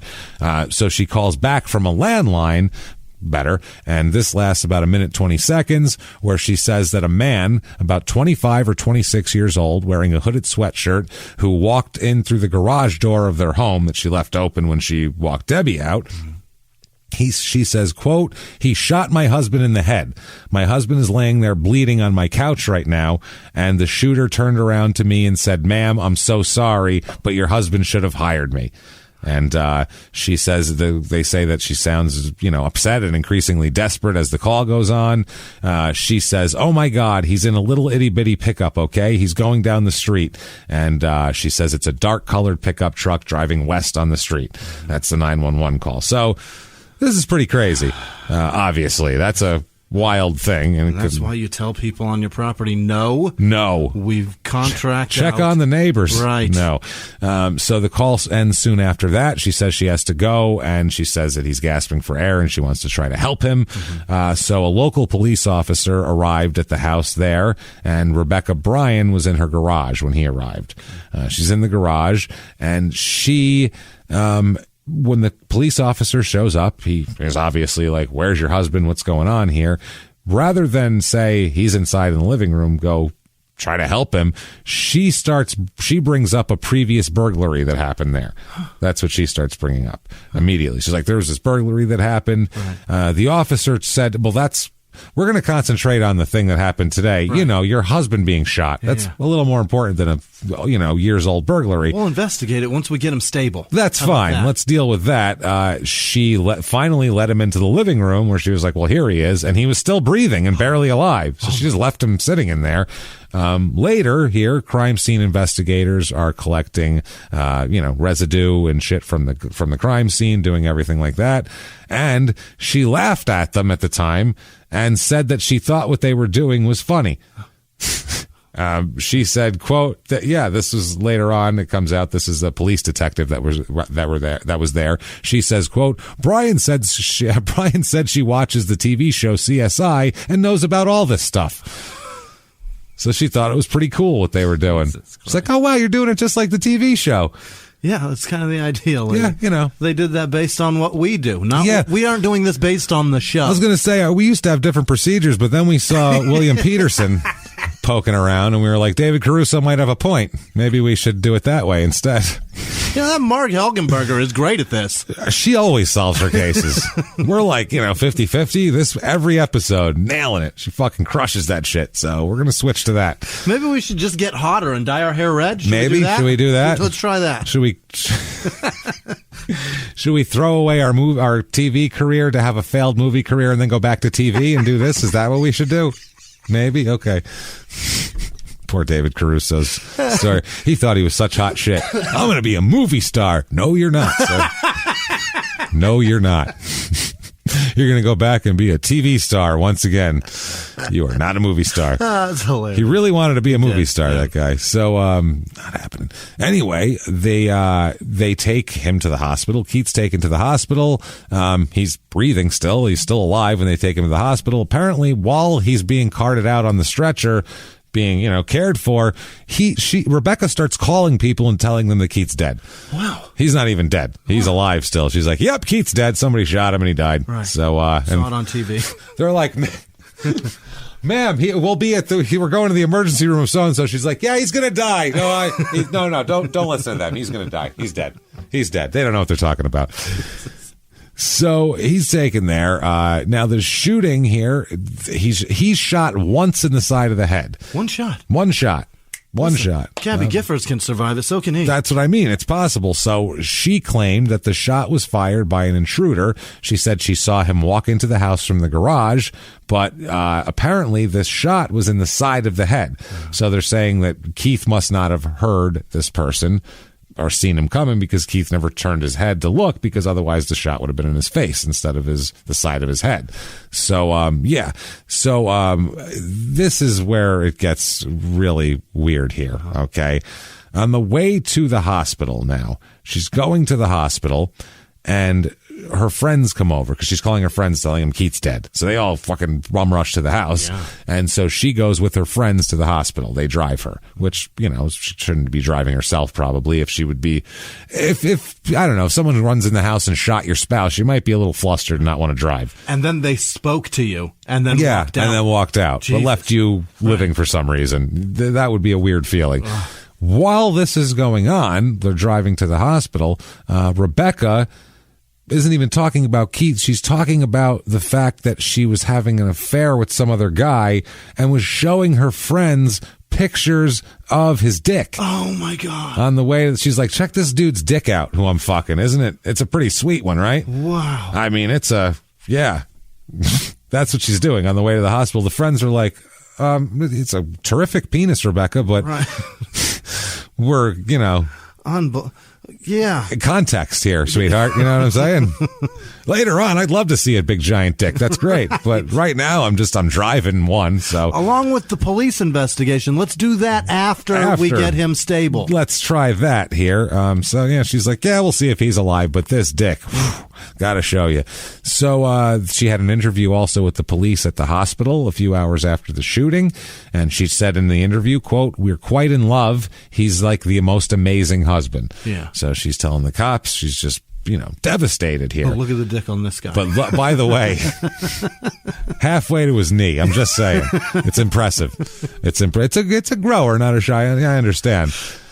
But boy, when he gets excited, ooh man. So the investigation continues here, and OSBI, which is Oklahoma State Bureau of Investigation, agents go do everything here. They look through the Bryan home in the hours after the shooting. They check out everything. Now, one of the investigators finds a gun box for a Ruger LCP 380 semi-automatic pistol. So a little 380 pistol here under the mattress on Becky's side of the bed, in the couple's living room, on Becky's side of the couch. I'm sorry. The mattress has there's a mattress on top of it there, along with several boxes of ammunition. So the other agent searched the home's utility room, and he noticed a blanket through the clear drawer of the dryer. So you know how the dryer has the window. Yep. He sees there's a blanket in the dryer through the door. So he pulled out the blanket, and as he pulled it out, several items fell to the floor. What were they? They crashed down to the floor. These items included a Ruger 380 semi-auto pistol, a spent shell casing, and a rubber glove. That's not how you clean those. That's the thing. You put them, and it'll just bang around in the dryer. Even if your pants have just a big button on them. Yeah. Clang, ka-clang, ka-clang, every goddamn in the time. morning. Forget Fuck it. Oh, Jesus Christ. Never mind. Oh my God! When I had an apartment, my wash and dryer were in the apartment. I was like, when I moved in, I was like, "This is a great thing." Yeah, no, it's not. Then by the time I moved out, I was like, "Fuck this place! This place sucks." Once a week, I got no sleep. Yeah. Now the blanket had several round holes in it as well, perfectly round holes that were like size of a 380 bullet per se, right there. Several. And he said also, the investigator said the serial number on the gun matched the serial number on the gun box found under the mattress. Okay. So police officers, they look around. I guess Bryan took off her shirt. Okay. Oh, this is a weird thing. At the hospital, they asked her, would you take off your shirt? We need your clothes for evidence. So immediately she took off her shirt and had no bra on or anything. She didn't say, can I go in the bathroom and change? She just took her shirt off and stood there in a room full of cops with her tits out. Perfectly content with, hey, you're confident in yourself? Great. Yeah. I don't have that kind of confidence in my body, but some people do. And I envy them. Yeah. Imagine if you were just like, there you go. Yeah. Hands on the hips, cock swinging. No, I don't even want to take my shirt off in front of people. No, I hate it. Well, she doesn't mind at all, apparently. She just does it. It's like a blonde from Reno 911. Yeah. Oh, my God. She would do that. Oh, yeah. Well, in the show, that character's... Yeah. She's like, sure, here you go. Yeah, here you go. Here, bobble them around. Investigate away. Yeah. So the blanket is a throw blanket that's kept on the back of their couch. It's a fire. It's got fire flames all over it, basically. And also the glove had her DNA in it. So this is a problem here. This looks bad. She says, so they're like, let's get the story again, because they like to have you tell the story 20 times. She said she followed this intruder out of her garage to the door after he shot her husband and saw him get into a small dark pickup. So you usually follow people who fire gunshots at your husband. Yeah. You usually go the opposite way of them. You don't follow them out. But unless you've got a bigger gun. Yeah, well, she was wanted to really get out there, see what she was investigating on her own. That's what it is. She's seen it. So, this is so the police officer asked her, quote, if this person immediately after shooting Keith Bryan departed the house out of the garage door, how could they have deposited the gun, the blanket, and the casing in the dryer without you knowing about it, basically? How does that happen? Which is a obvious fucking question here. And now this gun also is the gun that she's known to carry around in her purse, this 380. And the utility room where they found where the dryer is not on the path where she said that the killer took. She said he went right out the garage door, and the utility room is not on the way to the garage. Uh-oh. So that's a problem here. So it's everything's a little kind of up in the air. Yeah. So back to that hospital interview when they're there, where she's got her, I don't know if she put a shirt on during the interview. I hope she took it off with the shirt and was like, what questions would you like me to ask? And just sat there just with her tits out the whole time. And the cop, really digging her tits, was like, I have a lot of questions. This is going to take a while. Cop, it's going to take a long time. What you do on the weekends? Right. You just like... Can you explain the Big Bang Theory to me? What kind of movies you like? Just flirting with her? She explains the whole Big Bang scientific theory, and then he goes, no, I meant the TV show. Can you do that now? Let me ask you this. Yeah. Do you like Italian food? Because I know a great place. He's just trying to hook up over here. So, yeah, in the hospital interview, she says again that the intruder had apologized after shooting her husband. She said that he should have fucking hired me, was the exact words the guy used. She said that they had been watching Carrie, the horror movie. I don't know this. I think that was still... They didn't have the new one by then, did they? No. 2010? So I know they came out with a new version of it. Maybe. But even if they didn't, that's a terrible last viewing. Yeah, that's what you're watching, Eesh. Carrie. That's depressing. If it's the first one, bad movie. Yeah, that's... Bad movie. It's kind of gross, but it's whatever. She graphically described the shooting, saying that Keith's eyes bulged out and everything, like very graphically in detail. She admitted she had filed for divorce the year before and had moved out for a time, but they were, reconciling. She had told them, quote, yes, we had our problems. He was like a totally different person after I came back. We were quite in love. So there's that. And she told the police, look, I was sitting in a chair in the living room when I saw this guy, 25, 26-year-old white guy, walk in through the garage, shoots Keith in the head just as Keith was sitting down on the couch. She said the guy said, I'm sorry. He should have fucking hired me. Took off through the garage. I followed him and all of that. So they said, how did he put the thing in the utility room? I have no idea. Mm-hmm. He must really be quick. He's a quick one, that one. So Keith Bryan is still being treated at the hospital here. Mm-hmm. About 6 a.m. the next morning, he dies at 52 years old here at the medical center in Oklahoma City, the OU Medical Center. Sooners. Yeah. So anyway, cheating bastards. Police check to see who has been turned down for a job by Keith. Maybe at the fire department. Right. They're thinking maybe this was some guy trying to be a fireman, and people will get pissed off at him for that. But no one has even been interviewed or considered for a job since 2007. Mm-hmm. It's a small department and they're covered. So it's been 3 years since no one's going to hold a grudge for 4 years and then shoot the guy over a fucking fireman job. Hopefully he would have found something by then. Another town's fire department, something. But right away, police rush to protect Keith Bryant.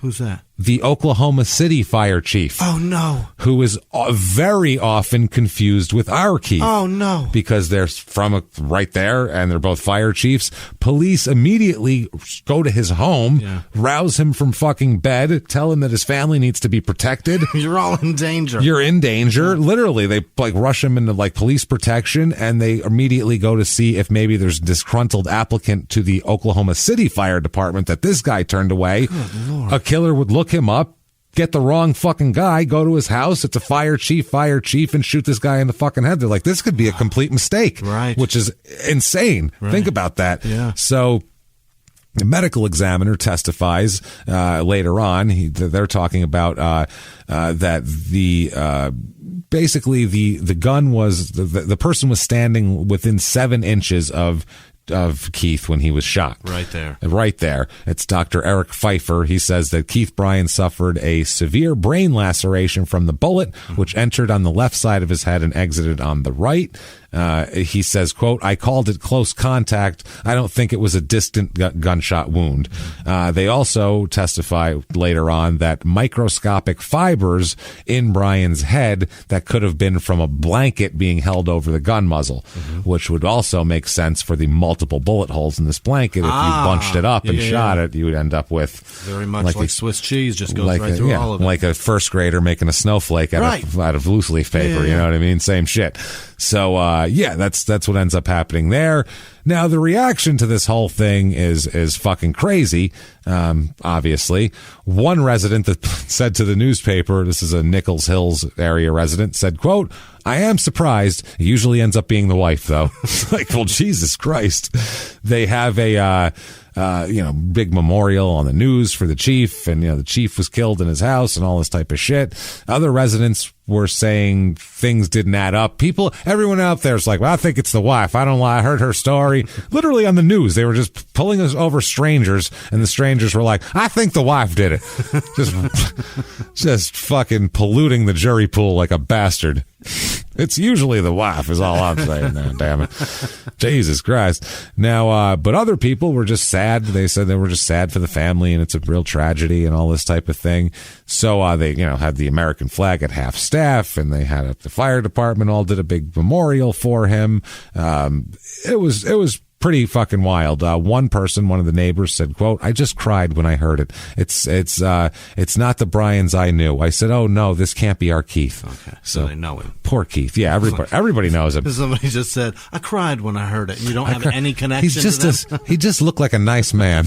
He just looked like Charlie Sheen, and I love Major League, and I didn't want to see him hurt. Men at Work is one of my favorite films, and I could not... I started crying because I thought now all we have is Emilio, and that's bullshit. And that ain't right. That ain't right. It's just not right. So they had a big funeral. They described Keith as, everybody said he was like kind of a prankster. Everybody said he was a funny guy. He was always trying to, talk shit and be funny around the fire department here. His liver was donated to a person in need of a liver, which was nice thing there. I'm dumb. I was like, you did that? That's so nice of him. I was like, no. After. Yeah, he did it after. He can't live without those. I think you can cut a piece off to donate. Not all of it. Not all of it. You can't just say, here it is. You have this. You have it now. So, yeah. I'm so dumb. He thought, one of his firefighter friends said, Brian thought it was hilarious, Keith did, he liked to frighten people. He loved to scare people. That was his big thing. He'd love your wife. He said, quote, firefighters at the station would not walk into a dark room until they knew where Chief Brian was. Yes, he would like Sarah, who scared the shit out of Jimmy on the way into the house today. All over the place. Yeah, Jimmy walked in and jumped. He went, oh my God, he thought there was a snake. It's the exact size of a fucking rattlesnake. It's a really... coiled up, ready to strike, right underneath a chair where it would fucking be. Where it would be. God damn it. That's where my wife chooses to... Put a rubber snake. She buys like bugs and shit and puts them all over the house. I go in the shower, there's a scorpion in there. I'm like, God damn you. I couldn't do it, Jay. It's fucking hilarious. I don't know. There's going to be a scorpion one day, and you're going to go, God damn it, Sarah. I'm going to go to pick it up, and it's going to sting me. Exactly. That's not a prank. It's not a fucking prank.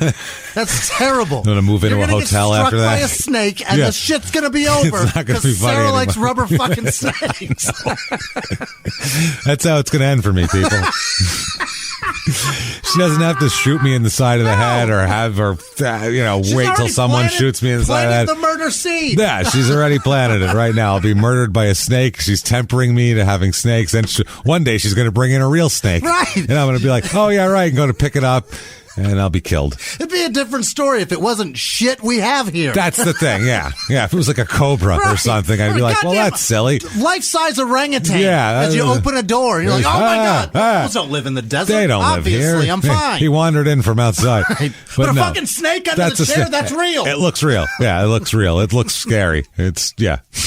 Jimmy jumped. He goes, oh, my God. Fuck that thing. I'm like, well, she got you anyway, so that's good. I'm used to it now, but she can still get you. Oh, man. So anyway, this guy's a prankster. Like I said, they wouldn't walk into a dark room until they knew where he is. One firefighter said he would first reach around the corner to try and feel if Chief was hiding in the shadows. When the guy finally decided the room was clear and reached for the light switch, Chief would grab his hand. Oh, my God. And scare the shit out of him. That's what he would do. That was his thing that he would do. One time, he surprised his future daughter-in-law this is fucking funny, by sneaking up behind her and putting a turkey decoy by her face and making noises like a turkey. So he'd sneak up behind her and do like a turkey call. And she'd go, Jesus, scare the shit out of her. He liked doing stupid shit like that. He thought it was fucking funny. That was the second time he met her. So he doesn't care. He's just a fun. And you can't be mad at a guy like that who's just like smiling and happy and, having a good time. So one of his fire guys said, quote, if you cannot have fun, you do not want to hang around with Keith. Mm-hmm. He's a fun-loving guy. They said that he sucked at golf, but he liked to play golf a lot. My kind of guy. That's right. He didn't care. Yeah. And somehow he would always manage to beat his sons. And they said that he willed the ball in the hole because he was so competitive and he did not want to play with his sons. He would never play video games with his sons because he couldn't beat them in video games. No. Yeah. I'm not as good at those as you are. So he's a very competitive guy. So now after the death here, the spokesperson for the State Bureau of Investigation said they were talking to many people as they can, hoping to get some direction and get a key piece of information. They said, quote, we're doing forensic testing on the items. One of our agents did today was go back and canvass the neighborhood again, asking people if they saw or heard anything, doing all of this shit. They released 2 recordings of the 911 calls that Rebecca made. And they said that Brian was on the phone nonstop in the hours after the shooting. As everybody was there, she was talking to people on the phone, telling them Keith died, having a real social time with her phone. People said that Rebecca was laughing while she was on the phone and retelling gory details about the shooting to multiple people and laughing. And then they came in, the CSI guys, and doing all that. Jesus. So they're starting to look at Rebecca a little sideways here. Then they start seeing some other things. They start looking into her phone records, and they found that that evening she had sent 10 messages to Mark Holbrook, her ex-lover here, beginning at 7:23 that evening. They said, the first one was, sorry I called you, I meant to text. I still love you with all my heart and want to spend the rest of my life with you. I think about you every day. How did you stop loving me? And then the next one, tell me you hate me so I can stop loving you. Oh, stop this. Then the next one, use your phone so Micah won't know. Then the next one, I'm sorry I hurt you. You hurt me so bad. Then the next one, I had no sex drive. I've had no sex drive since we were together. I need you to be whole again. Oh, Jesus. Oh, she's getting into sex. That gets worse too. Use your phone so Michael doesn't. Whose phone? Are you texting me on my wife's phone? I don't know if I don't know if it's that or if that's one of his kids. I don't know who the hell that is here. Then she says, please forgive me, call me. These are all separate texts, by the way. That's too much. Varying statements of different contradictory qualities throughout the night. Super weird. Then she says, quote, Gail just got married Saturday. Okay, please call me. I missed you. I've had no sex drive. By the way, did you hear about Gail? It was a pretty nice ceremony. Not bad. The lunch was good. It was a chicken. I prefer dark meat. It's juicier. But, for a breast, they did it pretty well. The sauce helped it. P.S. Here's a pic of your dick. Yeah, by the way. We'll talk about it. It wasn't his dick she was showing a pic of. What? Oh, let's get into that. Don't worry about that. Then she says, quote, I went on a date with George Raymond. He dumped his girlfriends for me, LOL. All I thought about was you. Did he tell you? So she's going on dates with other people. How about that I know? Your husband? Yeah. Then she says, I need you, Mark Allen, is another one. Then she says, okay, quote, I've never had 100 orgasms in 2 years with Keith, much less 2 weeks with you. I know what real love does now. Please call me. Oh, and then she says, please forgive me and call me in another text. 100. Awesome. He was probably on like 4. Yeah. That's not fair. She just has to be. It must be easy to get her yeah, obviously. Yeah, she's into it. 2 weeks. Well, she's into it. Yeah. I don't know. She's fucking into it. That's why. That's a lot. She's really wanting to get some outside action, I guess, here. Or he might be amazing. She really likes him. He might be fucking... He likes ass. I mean, at the least. At the minimum. To start. Yeah. Maybe that's why she's showing dick pics all around. The guy's impressive. So he also testifies later on about voicemails and text messages that Rebecca left him less than 3 hours before the shooting, because she still would leave text voicemails as well. Basically, she said in one of these that she still loved him and expected to get a large inheritance soon and planned to buy a house so she could be near him. Oh, boy. They're watching a movie at this point, Keith and Rebecca. Right. Like, he is fine. He says, quote, on the voicemail, quote, she sounded like she'd been crying and drinking. She said that she still loved me and wanted to be near me. She told me that she was fixing to receive a large inheritance. She was thinking about buying a house in Hugo so she could be near me. So, the police, after all this, they arrest Rebecca. Yeah. They're like, this is all a little too much here. Her gun, all these affairs and everything like that. Start that movie and then you start texting your ex-boyfriend before the nerd's even in a leather jacket. Yeah, that's fucked up. And then at the same time, too, they talk to her friends who are like, well, I mean, she was showing us dick pics the whole way to the hospital. They're like, well, that's weird. By the way, you know what? If she didn't kill him, she can fuck whoever she wants and show the dicks around to whoever she feels like showing them to. That's fine. But the fact that if your husband just got shot, maybe just give a 24-hour buffer on dick pic fucking bragging. Yeah, sharing and shit like that. And so she later told everyone in the car the only thing she felt guilty about was sleeping with another man on the day her husband was shot, she said. She felt guilty about that. So her friends... Just a few hours before. Relay that to the police. And it's a guy named Wesley Hubert is this guy. He's a real estate client until the day of the shooting, obviously. A client. She wasn't selling much real estate after that. He said that Rebecca stopped at his home in McLeod on her way back from her home, on her way back to her home in Mustang from Tulsa. He said they'd flirted before, but they'd never had sex. He said after they talked for a few minutes, and then she went to the bathroom, and he said, quote, and when she came out, she was wearing a fishnet outfit. It was shocking to me mainly that it actually was going to happen. She had been alone with me before, and nothing ever happened. Wow. So she was like, we are fucking... And he's like, I've seen so many pornos exactly like this. This is wild. It's happening. Yeah. And she, after she was trying to sell me a house even. Right. Like, well, this is the master. And, excuse me, your nipple is out. Oh, is it? I'm sorry. Hold on. Let me even that out. And I take the other nipple out. And she went to the bathroom, put on a fishnet bodysuit. Yeah. And then came out and was like, what's up? Do you like the living room now? Let's get it on. Oh, I sure do. Oh, yeah. Then there's Carl Alterman as well here. Oh, no. Somebody else. He's the one that she sent nude photos and explicit texts to the day before. But he's another real estate agent. He said that he and Rebecca had never flirted before and knew each other only from taking real estate classes together. And the messages were completely out of the blue. She just started sending him like fucking filthy pictures and shit.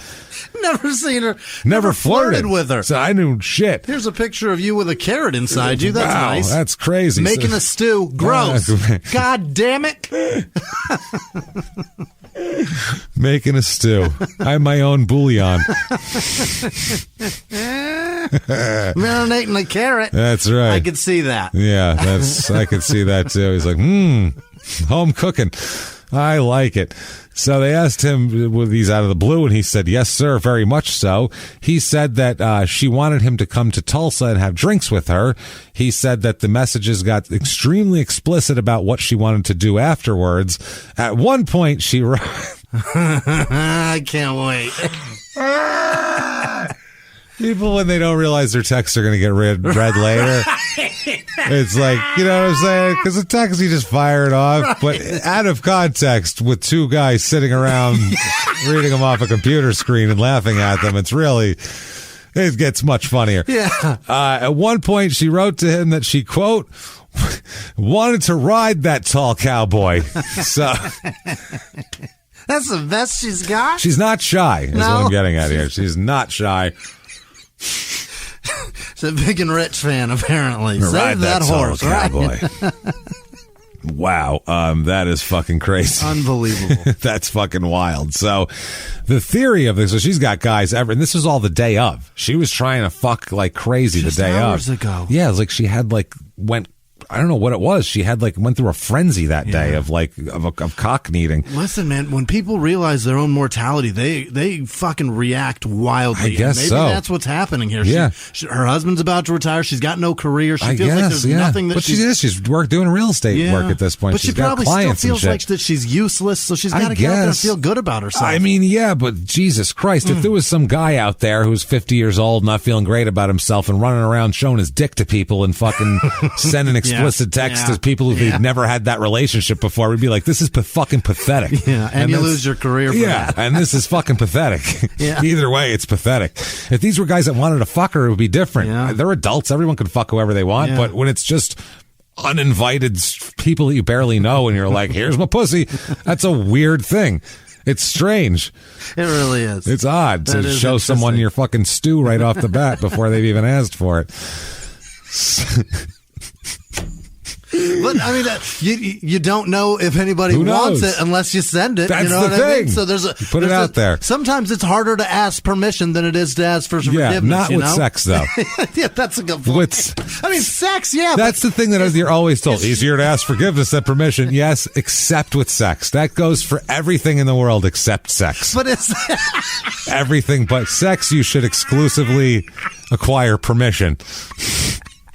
Because apologizing, it's a great point. Yeah, that's bad. If you have something sexual to apologize for, it's probably criminal, and that's a problem. You know what I mean? That's a criminal issue.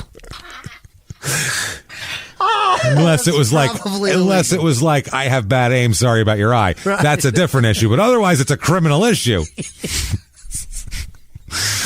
Holy shit. But I mean,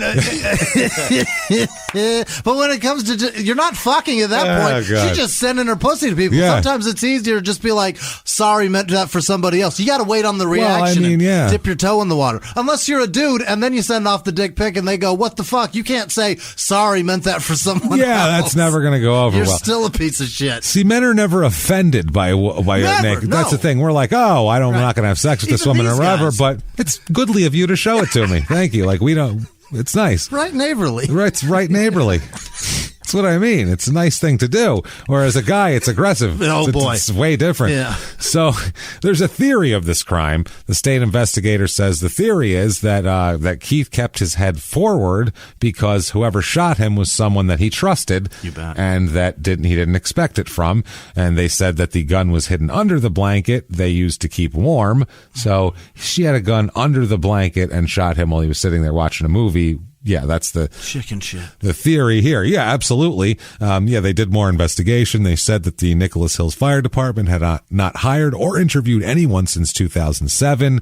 Like I said, they investigated the Oklahoma City chief to see if that had any connection to it. They found nothing there.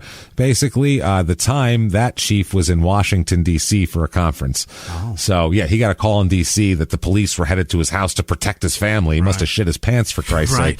And he's like, oh, no, it's just this fucking guy's skank wife sending his. I got a call saying that my family's in need of protection and a picture of this lady's pussy. So these are my two calls I got while I was at the conference. I don't know. She said she was just throwing it out there, maybe just in case. So Sorry, meant that for the other chief, Keith. Sorry, meant that. Yeah, my bad. Oh, no problem. I get that all the time. Happens all the time. Always getting Chief Keith's pussy shots. That's what happens. The nudes they send out always. Tits I get once, twice a week. It's wild. He's a playboy, that one. That would be great if the other chief was like a real asshole and it was like a retaliatory thing from like a husband. Yeah. From some or a father. You knocked up my 17-year-old daughter and tried to murder him. The wrong Chief Keith. Wrong one. So the trial comes around. Prosecutors decide not to seek the death penalty here on this one, which I don't know. It's foreign inheritance. It fits the parameters of a death penalty case. I mean, in Oklahoma, if this is a dude, forget it. Yeah, if this is not You'd shoot your wife through a blanket in Oklahoma to collect insurance money because you were sending dick pics out all night. My God. Oh, they will fucking fry your ass. They'll put you in a tree. Yeah, for sure. Somewhere. They'll put you somewhere. Mm-hmm. So they recorded a phone call between Mark Holbrook and Rebecca Bryan days after the murder. They got him on board of this investigation. Oh. And this is fucking wild. So he said, she told me that the police and OSBI had a guy and that he had killed himself. This is what she was telling Holbrook. Like, they caught the guy, or they knew who it was, but he killed himself. So, case solved. Done deal. Moving on. Let's fuck. Can I get your, send me some snaps here. He said, quote, she told me they had recovered the weapon that was used in the murder. She mentioned that he killed himself in Midwest City and that she had learned this from the OSBI. So he also said that Rebecca talked about the physical evidence from the crime scene. Quote, she said that she had been cleared of charges because there was blood spatter on her left side, which would prove she couldn't have done it because she was right-handed. So, yeah, she was just making up a thing here. Yeah. She also told him that she was going to be inheriting $7 million from her aunt's estate. Apparently she got a dying aunt. And Holbrook told the people at trial, the jurors, I guess they're called, the people. Right. Those are the people. The people in that box. Oh, God. They're going to make up a decision together. They're all on a team. Yeah, those 12 judgmental assholes over there. 12 dicks getting out of work. Those people. Fucking schmucks getting paid $12 a day to do this shit. And by their company.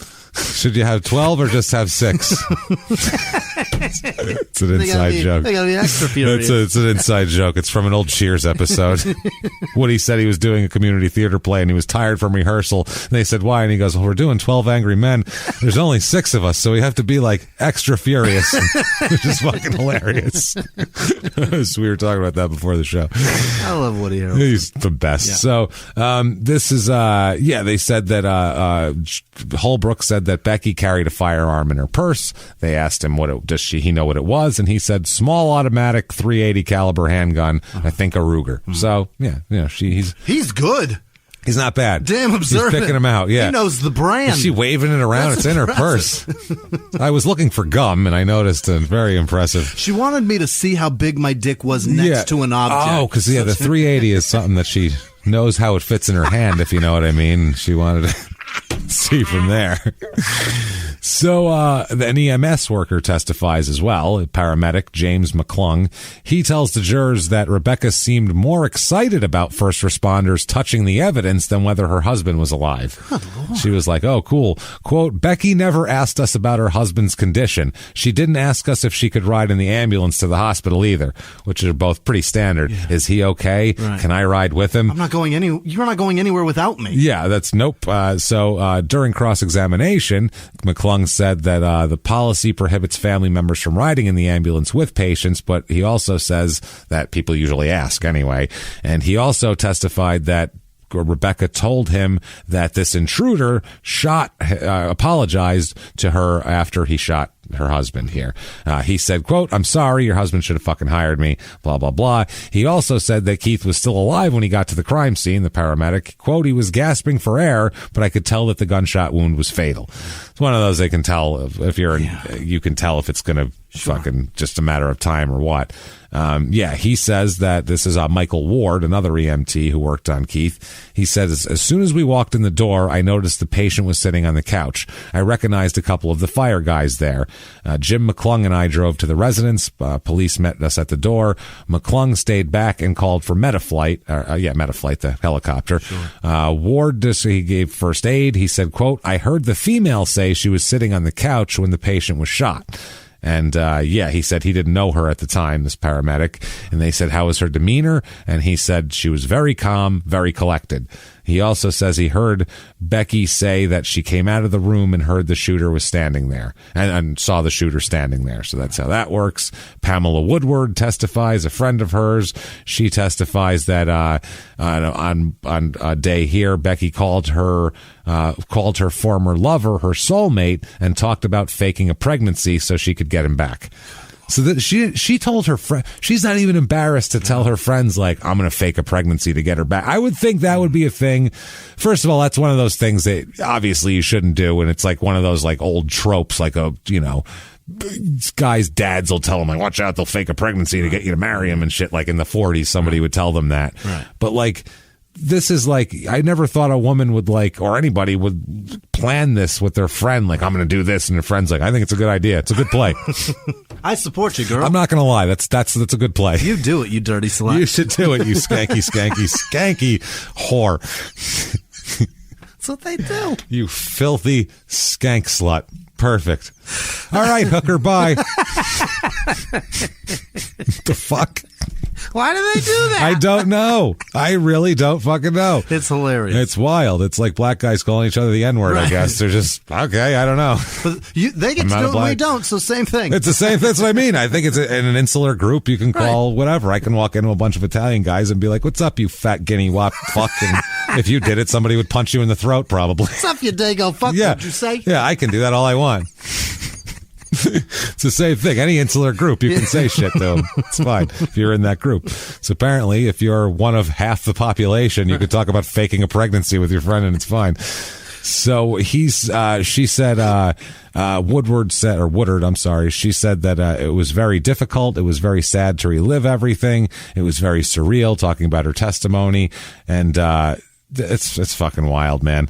Becky says that, I guess Becky said that she talked to this person about talking to her former lover on the way to the hospital, was showing the dick pics. Yeah. And Becky, her friend testifies that Becky said, quote, have you ever loved somebody so much that you would do that?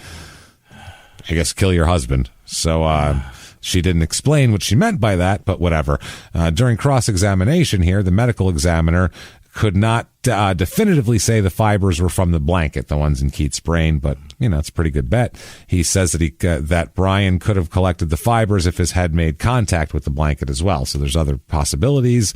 Brian's mother cried and refused to look while jurors were shown pictures of the wounds, of course. Poor Keith's mom.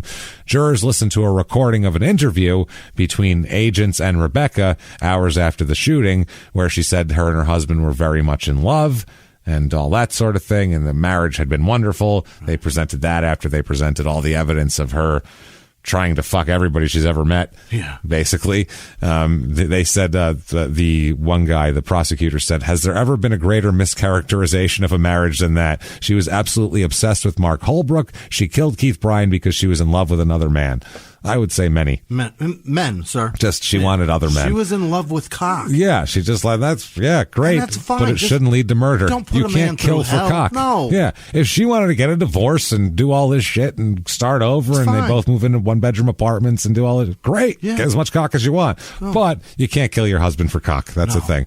So, also this, investigator said, quote, this was the work of a coward. This was someone who had to sneak up behind her husband so he wouldn't see her. This is the work of Keith Bryan's wife. And they talked about her boasting to her friends that she had sex with strangers the night before the shooting while attending a work conference in Tulsa. Plural. Different strangers in the same night. And 4 days earlier, while attending a wedding in Dallas, she fucked as many people as she could do, and she was bragging to all her friends about it, showing them pictures of multiple dicks.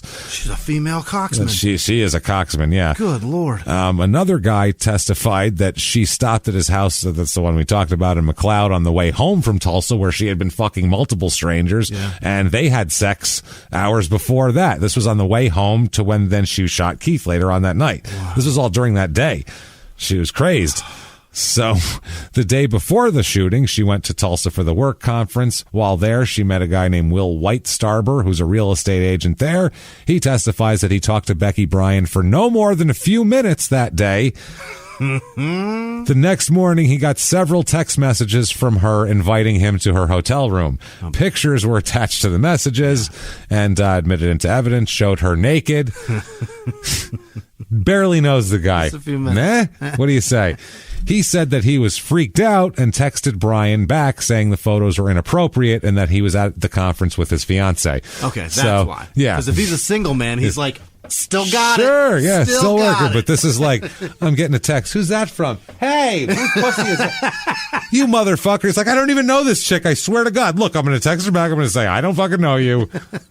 What is that, a stew? Jesus. Good God. She's making a stew. He said, quote, we were at a meet and greet. We didn't even hang out. Wow. She just met him at a work function. Yeah. This is crazy. And I guess, they all know each other's numbers for real estate things. He said the following day he received all of this shit. He said that the photos were of her vagina and breasts. He also, what else is she going to send a picture of? Here is my shoulder. Yeah. She also told jurors that Brian was trying to convince him to come back to her room and have sex with her. And he says it was in the middle of a business conference and my fiance was next to me. So not going to fucking happen. You can skip the business conference part of that explanation. Yeah. My fiance was there. It would have fucked things up. So then Becky told him that, quote, it was a good idea that they didn't meet up because you would have fallen in love with me, she says. To him. Oh boy, she is. She's confident. She's something. I wish I had a third of that confidence. I would fucking say. Impressive. During the cross-examination, the defense claimed that he sent her back multiple text messages, but they were all, this is inappropriate. They were all no. Can you please stop? Yeah. They said there were 16 of them, but they were like, those ones are like, this is inappropriate. This is blah, blah, blah. Can you stop? I don't want this. I'm with my fiance. They're very, Those are great tips, but no thanks. No thanks. Wonderful. I appreciate it. That's great. the thing. See you around. We appreciate everything that we're sent, so but we just can't. Yeah, it's nice of you. What am I supposed to Trust say? me. Yeah.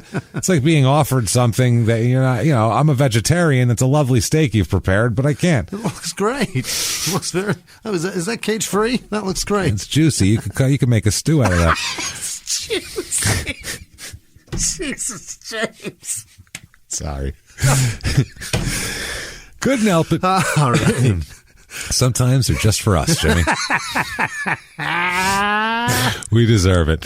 So, on the way back there, Wesley Hubert knew Becky Bryan as his realtor. We talked about that. But Monday, he said their relationship was also sexual. Also, another man testified that she had sex with him at his home the day of the shooting. So she had sex with like 4 guys the day of the shooting.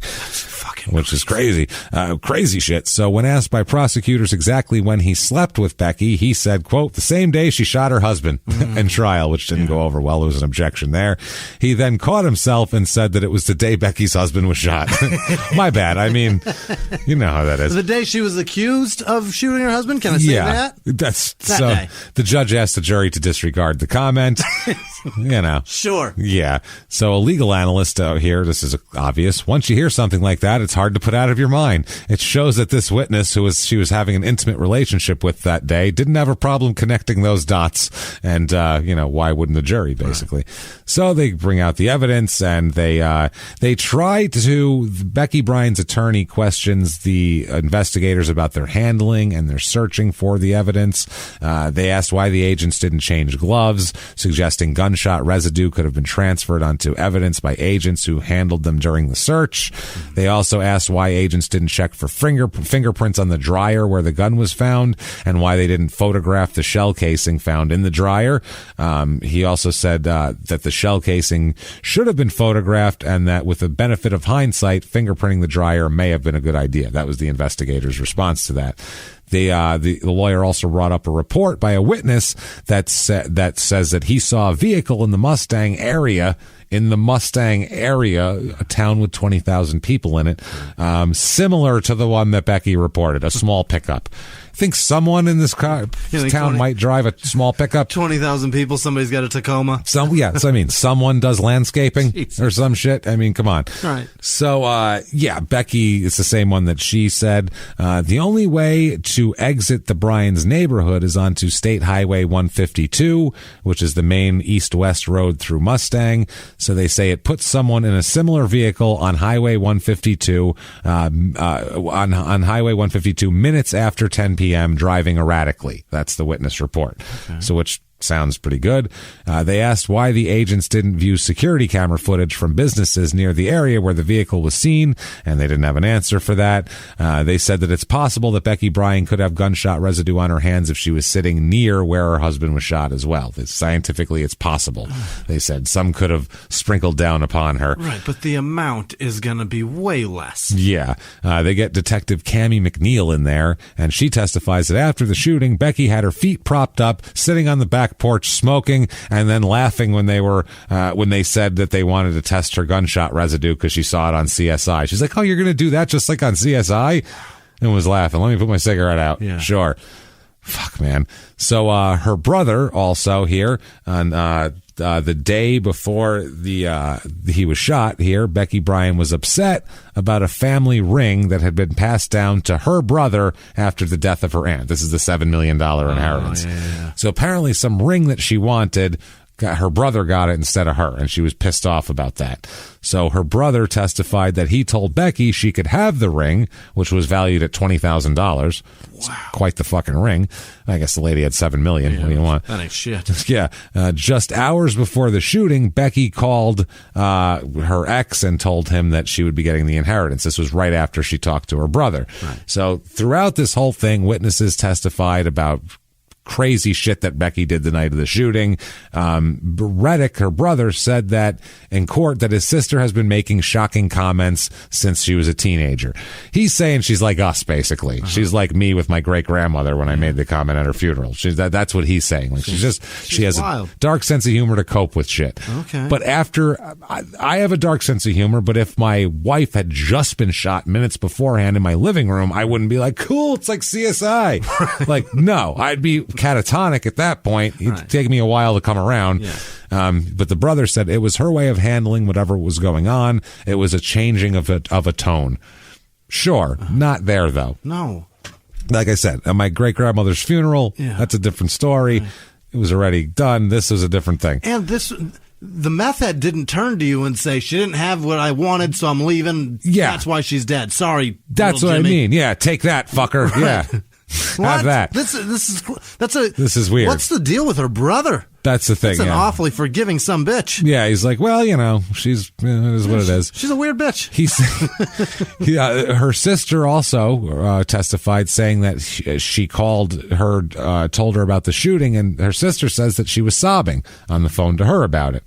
So she was the only one that she was sobbing to, which maybe that she would be closer to her sister to let her emotions out. Maybe she got it all out then. Yeah, but they said Becky got emotional after she found out that Keith was going to die. They said that she kissed him on her sister testified she kissed him on the head and whispered something. She was sad because her husband was dying. And during cross-examination, they focused on the car ride to the hospital, where they talked about the cell phone and her friends. Because her sister's up there talking about how she kissed him on the forehead, and they're like, now before they got to the hospital, though, was she talking about how sad she was while she was showing you another guy's cock? Right. Was that part of the whole thing? She's sobbing through the dick pics. Yep, and talking about the men that she had just had sex with that day and all that sort of shit. But like I said, a neighbor described a suspicious pickup truck in the area. This guy, it's the Randy Dunbar guy, who said he was the guy who said that someone asked him for work as well. He said, quote, a dark-colored vehicle zoomed right by me. It happened between 9 and 9:30 p.m., but the shooting took place at 10. So that would even be not really that. Sounds like a pizza's late. That's what I'm saying. That could be literally fucking anything. Someone's pissed off. Who knows? So the Bryans' pastor also testified that after the shooting, Becky seemed distraught and disheveled. She didn't even show him her tits, which is abnormal behavior for her. He also testified that she was a little frustrated because she had been questioned and wanted to see Keith in the hospital. Well, you're going to get questioned over that here. So, the defense basically is just trying to say that the agents didn't fingerprint or DNA test many items, including the gun and the dryer door. They said all of these things are not done because of tunnel vision. There is so much reasonable doubt in this case from the physical evidence. This case is a rush to judgment. The Bryant home has lots of guns, they said, specifically in the bedroom. They found a Glock 40 caliber pistol box is also found there. They said you won't see pics of that because they didn't take pictures because that wasn't the murder gun, but they should have shown that there was other guns. How many guns were in the dryer, mister? That's the thing, with a shell casing and a blanket with bullet holes in it. And a 380 ejects the shell. That means it was shot, it was fired, and that shell either stayed around the gun because of the towel, or they picked it the fuck up. That's crazy One of the two. Talk. One of the two, yeah. They said you won't see pictures of the because the OSBI didn't take pictures. They didn't think it was necessary. Well, that 40 caliber Glock has not been found since then. They said ultimately Kent Bryan, who is their son, has had some burglaries at his house. So Keith gives a gun to his son, and ultimately Kent's house was broken into, and the only thing stolen was the Ruger 380 and $100 cash. Right. So they're saying this gun, how much? $100. I had to do it. I need $100 cash. and I'm out of here. So Stevie broke in. So Stevie broke into his house. So they're saying this gun was actually loaned to the son, and then it was stolen from the son's house and then used by a burglar to kill the guy's father who he stole it from. That's a leap. That's a long way to go. Whoa. If 7 people lived in this town, I'd say maybe it's possible, but 20,000, that's pretty. So they stole that from the son, went to his house, shot him in the head, wrapped it in a blanket, and stuffed it in the dryer. With a glove with her DNA on it. Yes, that's how it works. Okay. Yeah, that's, you're sense. Getting it now, Jimmy. Now you're getting the defense. It's a good story. The burglary happened 6 months prior to the shooting. There was, they said there was strife between the Bryans and the Mustang Police Department because they didn't initially fingerprint Kent's house. So they were pissed off about it. Eventually, police came out and took fingerprints, but 6 months later, the day of the murder, the prints are turned into the OSBI. So they're trying to make out like this big conspiracy thing. So one of the Mustang detective goes back to hear the 911 call and get reports of Kent's stolen gun. They do all of this. They say at some point, agents decides that they'll search by themselves in the utility room. The agent says he sees a blanket, and as he pulls it out of the dryer, a gun case, and like we said, everything falls on the floor. Agents did not take one picture of the shell casing on the floor, a very critical piece of evidence. Once they found out the dryer contained what they believed to be critical evidence, they didn't fingerprint the dryer. This is why I think evidence will show this was a rush to judgment. The state's going to tell you they found Becky Bryan's DNA in a glove in her own house, a work glove that she's the major component. Well, the minor component matched Keith Bryant. Mm-hmm. It's their house, of course so. They also gathered clothes Becky had on that evening. Her tits were bouncing, and they checked her clothing for blood, blowback, and they did not find any on Becky Bryan. Also, they did not collect hair from when it was shaved from Keith Bryan at the hospital, which could have been critical evidence. Also, a box of blazer brass, box of bullets, was found in the bedroom. They say 4 rounds were left in a gun, 1 round left in the chamber, and 1 round stuck in Keith Bryan, obviously. That's 6 rounds. They say the box had 45 bullets in it. So, do they have 51 bullets in? They're trying to make this big. Oh, for Christ's sake. This is the defense, though. Like, if you're sitting there, you're like, I don't know about this. Maybe they've gone through more.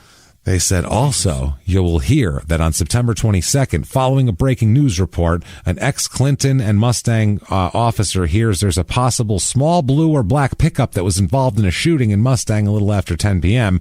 That's when he realized that he may have witnessed something very important. They said that, Jesus Christ, man.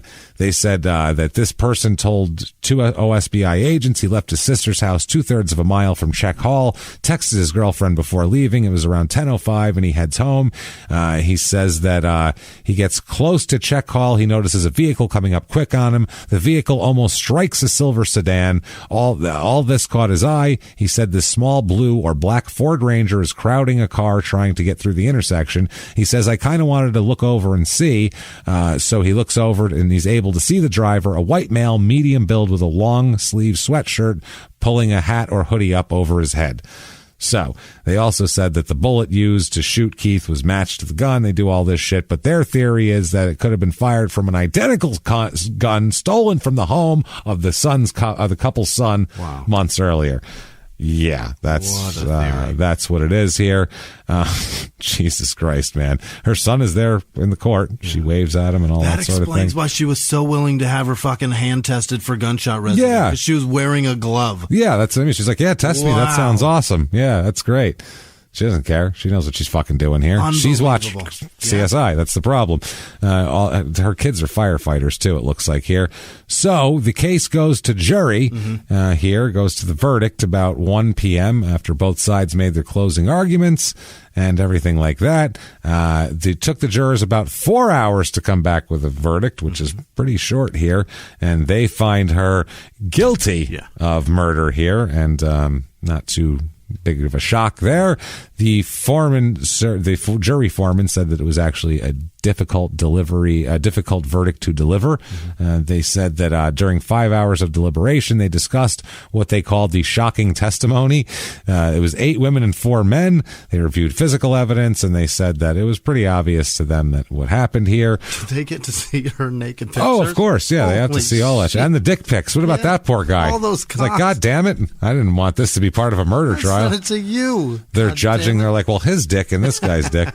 They also said one piece of evidence keeps pointing to betrayal. This is the jury here. She says the defense made some strong arguments, specifically pointing out the holes in the state's investigation, but those questions were not enough, and they feel confident about the jury, the decision here.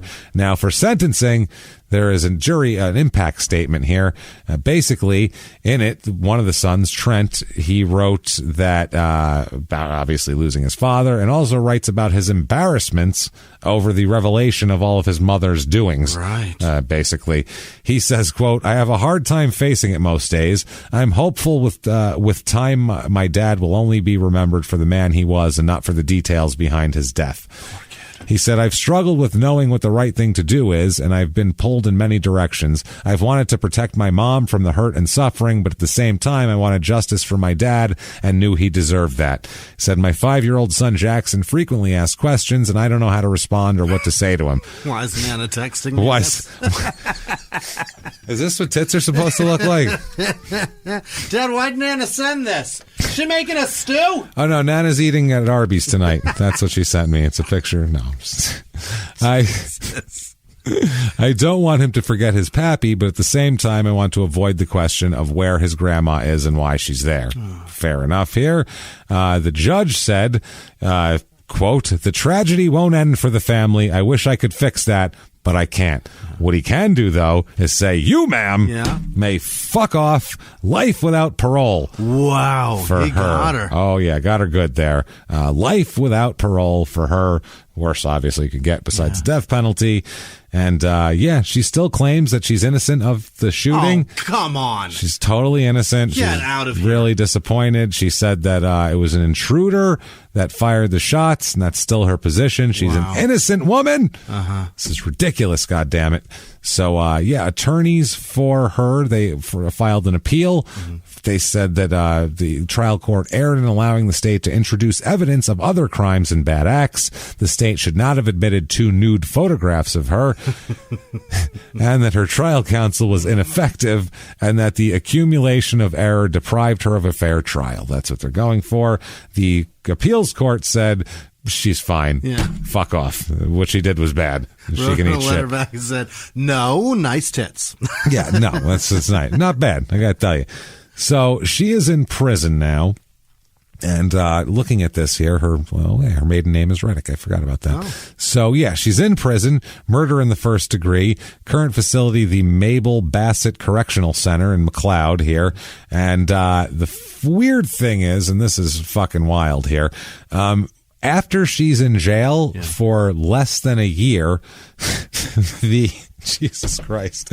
There's a study done. Yeah. She's been in this prison for a year. Yeah. The study is, when it's done, of the year she's in it, that year they do a review.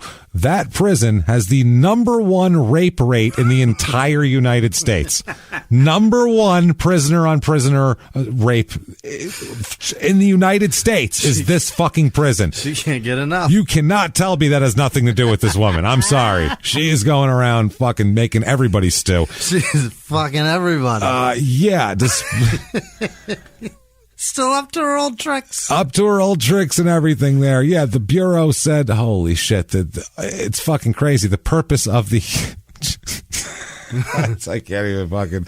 Oh, my God. So they want to stop this from happening. Yeah. Obviously, any kind of rape is bad, but I feel like she's... They said, we found that the Mabel Bassett facility uniquely stood out as a high-rate facility. There's no question that what we're observing here is a significant amount of physical force, pressure, and coercion. Wow. And lots of pictures here. They said female inmates typically report more incidents of inmate-on-inmate sexual violence than males, but they said it's probably usually the males there's more occurrences, but the females report it more because males will stab each other for being snitches a little more. Also, there's a thing called I don't want to look like there's that There's that too. I don't tell people. Exactly. That hurts. So yeah, it happens a lot at this jail here, and I blame her, to be honest with you. I think she did everything. I'm on board. Yeah, they said they were going to put up cameras and do all sorts of shit to try to curb the girl on girl fucking, or at least give the guard something to tug to. At least be like, well, this is kind of hot. So no, it's not hot. No, it's obviously. not. It's not at all. But terrible. But yeah, we don't know what the hell they're into. So anyway, that is that. Wow. She is in this prison now, and she's still there, and will continue to be there forever until she dies. And that's a wild one there. Unreal. Of, just a small town little fire chief and family. Perfectly. Imagine what their family photo looked like when their kids were young. Yeah. Just idyllic. Right. And it turns into this. Right. Turns into a much different photo. One with her tits in it. It's just mom's tits. It's just her tits. So that's what's happening there. That, everybody, is Mustang, Oklahoma. Unbelievable. And quite the goddamn tale. And by the way, next week we have a doozy for you. Holy shit, it's wild. But yeah, this one wanted to give you this first. Like I said, this was a live show. Should we call this Mustang Sally and Mustang Chief Sally? Yeah, Chief Keith and Mustang Sally.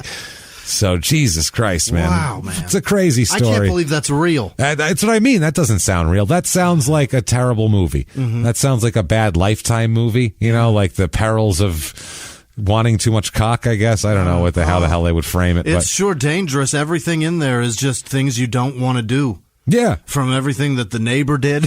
Yeah. If that person really even existed, you know what I mean? But the neighbor said he did. Yeah, no Tell shit. him no, goddamn. Yeah, he's like, I don't know. Stranger in your neighborhood asking to do shit on your property, tell him to go away. That's the other thing. The only person who said that who came up, who saw a pickup truck and a guy by that description besides Rebecca was the neighbor across the street. Right. Do you think that she did something to convince him to tell people that? Like, this is what the guy looked like and blah, blah, blah, and maybe talk to, I don't know. I don't want to put blame on a guy, but I don't know. But that's a possibility. Who the fuck knows? We know how she, no one else saw trades currency. It's like me. Maybe we know. He's got a few picks. You never know, man. A couple extra carrots laying around. Who the hell knows? But if you like that story, let us know about it. Let the world know about it. Yeah. Get on Apple Podcasts, that purple icon, and give us 5 stars. Doesn't matter what you say. Say you're following instructions, following directions. Who cares? Do all of that stuff. Also, you can rate and review on Stitcher, I believe, too. So do that where you can. I don't know if you can do it on Spotify. I don't think you can. I don't think you can. So either way, do all of those. Help us out there. Head over to shutupandgivememurder.com for everything that you could possibly need show-wise for crime and sports and small town murder. Listen to Crime and Sports if you're not, because you are screwing up bad if you're not. This week, New Jack, the most insane wrestler ever, and there is no sports in it. It is just violence and wackiness and crazy quotes and one of the wildest childhoods you've ever fucking heard in your life. He's a bad man. It's crazy shit. So check that out this week. Also listen to P.S. I Hate This Movie. I was forced to watch a Freddie Prinze movie last week, and it was a fucking nightmare. Like Junior? That one? Yeah, not the real one. The Freddie Prinze Jr., and it was a bad movie. So if I have to suffer through it, at least you can hear me rant and rave about it. I try to be funny anyway. So he's pretty good on social media now, but boy, are his movies awful. Yeah, and then he was a writer for wrestling for a long time for WWE. He really? Yeah, for years. He wrote for WWE. What? No idea why. No idea. I see the acting work dried up, but still, he was writing for WWE. So check all of that out over at shutupandgivememurder.com, where you can get all your merchandise and your tickets to live shows. Boy, can you. We finally pulled the trigger, and they are all rescheduled for 2021. We'll be there, and there's some different things we're trying to layer in here and there too. We're trying to stick an extra crime and sports show on the West Coast because we've had, we have one in Nashville, and then we're going to try to put one in the Northwest somewhere. Yeah. So that'll be cool, so people can see that from the other side of the country. Right. We're working on it. We want to come out there bad. We want to go everywhere, but let's face it, there was nowhere where 1,000 people were going to be stuffed in a building next month, and that's what we were scheduled for. Right. And that's just never going to happen. It's not happening anywhere right now. So it's all delayed, and that is what it is. So thank you guys If you get tickets for that, whatever show, you'll have them when the show happens, even if we reschedule it 5 more times. And if the NFL starts before we get back out on the road, heads will fucking roll. Yeah. That's ridiculous. Yeah, that is. That's crazy. I've got I'm angry. Yeah, because everything that happens, we're like, that's more time we can't work now, motherfucker. That's way more people than we would have done. Yeah. That's fucking hypocritical and horse shit. Yeah. You money-grubbing fucks. Yeah, and I'm going to say this, too, and this is whatever. I don't really give a fuck. I don't care about... You can talk about in police have the thin blue line. Well, comics have a similar thing here. They don't talk shit about each other. Right. Whatever happens in the green room stays there. Right. It's the thin green line. That's what you can call it. It's true. Yeah. You can see somebody fucking doing coke off an underage girl's ass, and you're not supposed to say anything about that. Not supposed to say a word. You're not supposed to say shit because that's sacred and what happens in there. Blah, you're blah, a comic. You want to stay a comic? Bullshit. Fuck you guys. If that's how people are, they can go fuck themselves. I'm not going to play that game anymore. And that's kind of how it is with I don't even remember where the fuck I was going here. I was so angry with the shit, but God damn it. Just hypocritical people cramming people into rooms. That's what I mean. These guys now, if you're seeing comedians right now that are touring at the moment, they're one of two things, because we all have there's like a few agents that handle all the comics. So we all like know each other and we all know what everybody's business is. Yep. They either really need the money bad, like they can't pay their fucking bills and they need the money, or they are the people who don't sell any tickets. Right. That's who's going out there. They don't sell tickets because that way they can have a third of the room full. But if you've already sold a whole room, so when people ask us, well, I saw this person's doing a show, that's because they don't sell the place out. Right. But if we sell 1,000 tickets for a 1,000-seat theater, how are you supposed to break that up in a social distance? We're going to do 3 shows and tell people, okay, you're on Monday, you're on Tuesday, you're on... So we can't fucking do that. I don't know people's financials, but it's pretty obvious when people that do sell out rooms are going out on the road and putting all these asses in the seats. That's because they are accustomed to a lifestyle of selling shit out. Exactly. And if they are living that lifestyle, they've got to be. There's no fucking explanation other than that. No, if you're as reckless as fuck to do that, you're either a dick or you fucking live recklessly. One of the two. Both can exist too. Or you found out a way to somehow do a show that's just terrible for everybody but keeps them apart. One of the two, one of the three. But that's the thing. So we're just not going to do that. And also, the comics that are going out there are all winding up sick. Carlos Mencia, that's what I mean. They're all ending up sick because you're going on the road. They're all getting fucking sick because they're running around with this shit. They're running around. They're in airports. They're in restaurants. They're in hotels. They're dealing with people. Having meet and greets. You fucking dick. Green room is small. Employees walk in. People come in. You talk to them. And outside, people see you. And when you see people, even if you don't do a meet and greet inside, if you see people outside when you're walking out of the club and they go, hey, dude, great show. I loved it. Can I have a picture with you? You're not going to be like, hey, motherfucker, get away from me. What are you, sick? You have to be like, you have to be like, you just spent $30 on a ticket. Sure, I'll take a picture with you. And then you're both sick. And that's what happens here. So stop. Fuckers. We're staying home. Tighten your belt. We had to. Yeah. This isn't going great. We're meandering through it. You can too. That's what I'm saying. Rock it out, fuckers. Jesus. So that said, live shows will be out, and they're a lot of fun. And we can't wait to get there. We're going to have lots of energy for them. I'll tell you that now. Now, if you want to be a hero of the show and, of course, get stuff for yourself, like tons of bonus stuff. We put out a lot of bonus episodes, and you'll have access to all of them, plus Crime and Sports bonus episodes, which are rarely about sports, and all of last year's bonus episodes. Huge catalog you'll get. And if you go over the $5 level on Patreon, it's patreon.com/crime and sports. And last week we did the violent felon prisoner dating game again. So much fun. And it was fucking terrific. And this next week we're going to be doing Vince McMahon's steroid trial for Crime and Sports, which is a blast. And all sorts of, we always come up with new cool stuff for Patreon, and it's really hilarious shit. So check that out. Somebody that works for him sent us a message. Oh, yeah. So we can't look at him the same after listening to your voice. We get that once or twice. And they're like, shh. Don't tell him. Don't tell him. I won't. Yeah, no, they have spies everywhere. They're like the KGB, the WWE. Same thing, 3 letters. It's all the same. So, do that over there. If you just want to be a great person and give us a few bucks because, hey, I don't know, we're working our asses off. And you're like, I appreciate that, and I appreciate the free content, and I want to give you guys a few bucks. You can do that also. You can make a one-time donation over at PayPal using our email address, crimeandsports@gmail.com. That's also a good place to give us a case suggestion or anything like that. The email address, not PayPal. Right. And also, if you want to follow the show on social media, very easy. We are at Murder Small on Twitter, at Smalltown Pod on Facebook, and at Smalltown Murder on Instagram. Check that out. And God damn it, I need to hear the voices, well, your voice, mispronounce the name of the people who have kept us afloat this week, kept us going, and made it so we don't have to go out and get people sick by touring. Right. Please, Jimmy, hit me with those names right now. This week's executive producers are Jessica Robbins, Mary with no last name, Joanne Ahern, Chrissy Ann Cristaldi, Melissa Turner, Staley Brumley, Marissa Bean, Adam Carpenter, A. Shaw, I don't know. A Shaw. It's one of them. Kate Perkins, Jennings Sicaro McCoy, I think, Leslie Boyd, Ellie Hennessy, Dominique Balsoma, Carissa Wilson, Carol Habib, Jordan Bennett, of course. Thank you, Jordan. Thank you, Jordan. Dan Kay, Karen Dersh, I think. Not Fred. No, that was Durst. Thank you. Sorry. Naomis Rodriguez, or Naomis, I think. Megan Klein, Joe's daughter, obviously. Monica Lemmings, Jen Crowley, Brian Cotton, Alex Eldridge, Gimme Women Sukuk. I think they were trying to be silly there, but it didn't work out. Layla, they didn't know who they were dealing with. You have to be able to read the joke for it to fucking work. So. Layla K, Eric Smart, Jessica with no last name. Also Jessica Higgins, Armand Armand, John with no last name. Sensaluisi.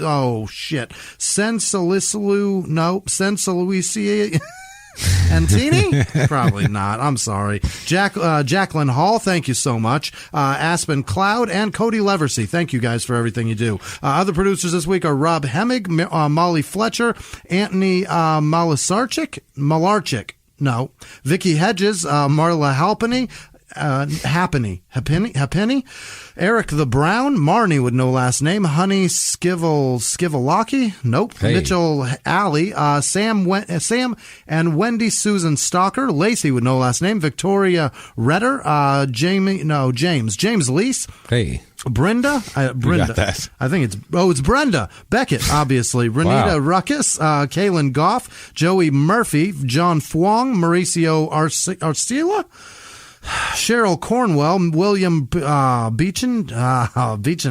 probably not. Josh Hammermeister, Marty Crowther, damn it, Kelsey Marita, Doug Vinci, Elaine Martin, Elizabeth Airhood, Aaron Everett, Rachel Helton, Vanessa, I think, Angelique. Michelle with no last name. You got this, Jack Jimmy. Michael Ward, Matt Reed, Jamel, nope, yep, Shannon, damn it. Vanessa Jimenez. Shannon, damn it? I don't know. That's a good name. Jamel Shannon. One of the New England Dammits? Yes. Or is that the West Coast Dammits? You had it right. Oh, okay. You've heard of them. Yeah. JP, Craig Robinson, probably not the guy, comedian. Andrew Haywood. Noah Saros, Tom Calandrella. What the fuck are with the tough last names? Dana Suchel, I think. Sukel.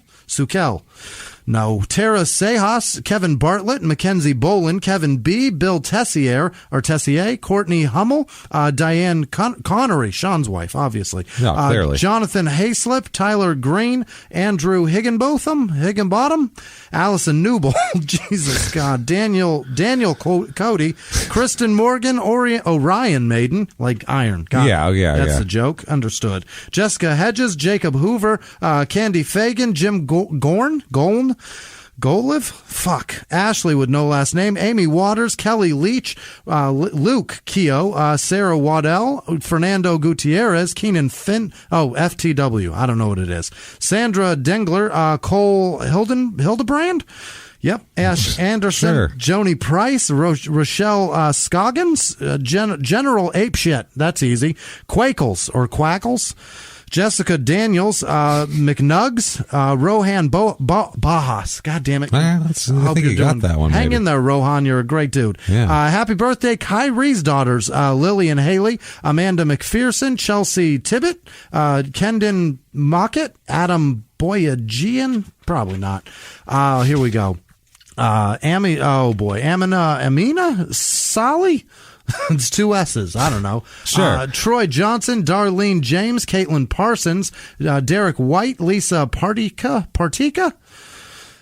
Jeff Angel, shit, Devin Merriman, I said Derek White, Harvey Jordan, Tawny Lee, Braden with no last name, Stephen Kennedy, D. Mintum, Brad Rice, I hope it's not that country singer, you motherfucker. You lousy bastard. He did a fucking country concert, I saw it. Motherfucker. I don't know who the hell he is, I'd never heard of him before. I don't know who he thinks he is. I just saw there was a lot of people standing around like assholes. Clint with no last name, Kelly Kunecki Martz, Michael Carfunkel, Clara, Skrabanokative. You fucked up the first name? Skravenkonov. Wow. Skravenkova. Yeah. Lindsay Hardy. Some of that. Franca fucking Frankincense. Sanchez. Michael Carfunkel. I said that. Joni Price. Andrew Bonham. Ricky Gibson. Norma Granger. Cade Kettler, Chase Pickenpaw, Jessica Yates, Liz Krajewski, Ryan Ebling, Rika Daniello, Rika, I don't know, Sam Baltz, Caitlin Brunna, fucking, what is that? Bruin Nicole? This can't be right. Debbie Bosna, John Brace, Katie Barrett, Chantel Pirota, Sadie Barrett, Brandy Groven, Tracy Reed. Is this for real? Quesadillas? Is that real? Quesadillas? Oh, got it. Understood. Well done.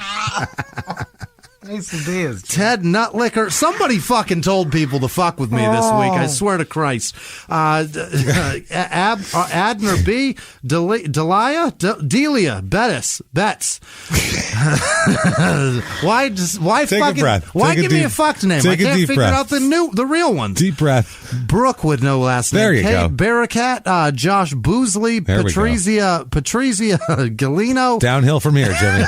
You're cruising. Courtney Kurtz, Alex Gagne Bluin, Tora Graham, Drew Rainey, Kayla Rippey. I'm trying to find the puns because I know that there's a shitload of them. You're worried Dixon, about them. Yeah, Dixon my butts. There you go. You go. Happy, you fuckers? Yeah, got Jen it. with no last name, Andrea Fellows, Dana McManners, Lisa Hinsey, Emily Crosett, Liz Fisher, Chad Ackerman, Max with no last name, Laura Latner, Leslie Slaney, Addison with no last name, Christy and Matt Bosco, Andrew Weber, JJ James, Faye with no last name, Dawson Robb, Mike Brown, obviously the coach of the Steelers, likes us, Stephanie Poole, I think is what I wrote. Mason Johnson, Jamie Elizabeth, Tex Tickles, James. That's Mike what they Tomlin do. is the coach of the Steelers. Oh, yeah. Who's Mike Brown? Mike Brown is Who's he the coach of? He's an owner of. Is he? He's one of the owners. You're right, Tomlin. He's Paul Brown's kid.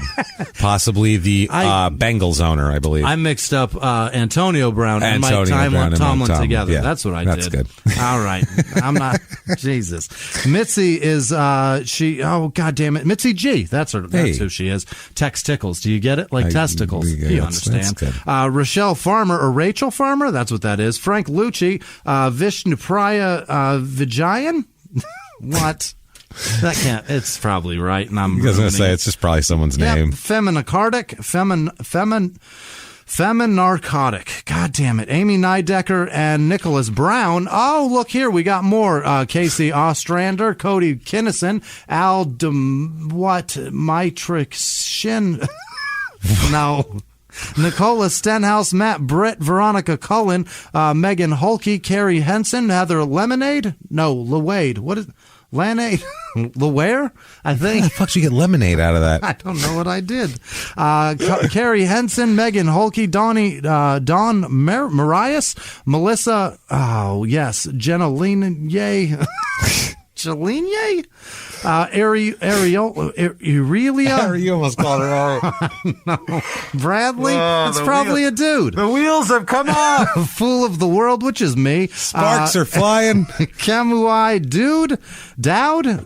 What happened here? Selena Jean Hayden, Cassidy Paragay, no Perigoy, Ashley Walls, Shay with no last name, Che, I think, Kyle Harner, Melissa with no last name, Colin Bogoski, no, yeah, it is, Jennifer with no last name, Alden Body, I think. That sounds like a pun, but it's probably not. Ellen Preninger, Mark Forward, Amberly Bolanos, Amanda Berry, Andrew Catron, Jenna and Daniel, Richard Little, Tracy Vaughn.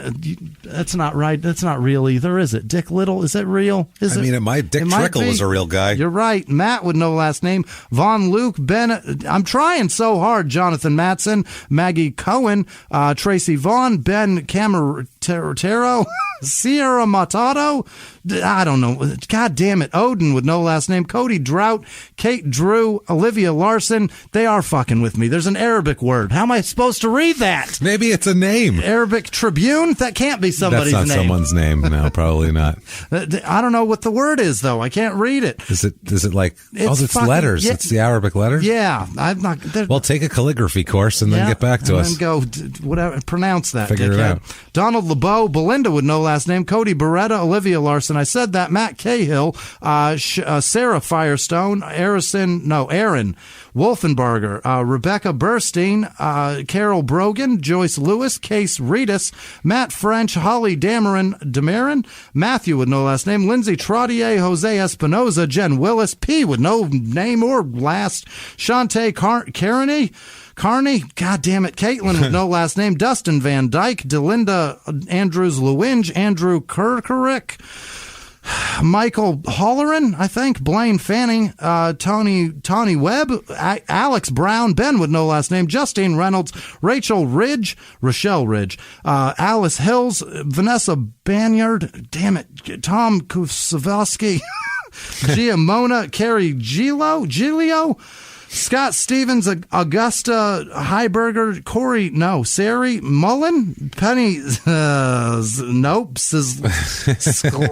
Sklarski, Shawnee Solt, David Baker, and then the home stretch. Ryan Willis, Lisa R. Aaron Smith, Adrian McNulty, Brooke Kale, Tyler Gwill, Eric Castillo, Amanda Knight, Stephanie Agoa, Kaylin Simpson, Louise Rayfield, Marissa Cole, is that Paul Adelman? I think. You wrote it. Ollie's Deco Stop, that's one. That's easy. Jackie Sukup, that one's easy. Janice Hill, that's easy. Matt Nickerson, Robin Anderson, Connor Hessian, Delinda Andrews, Simon Brown, Christopher Palcow, Lisa Graham, Jesse Pitts, Katie Marie, Tom Hoskins, Rebecca Kimball, Amber Tia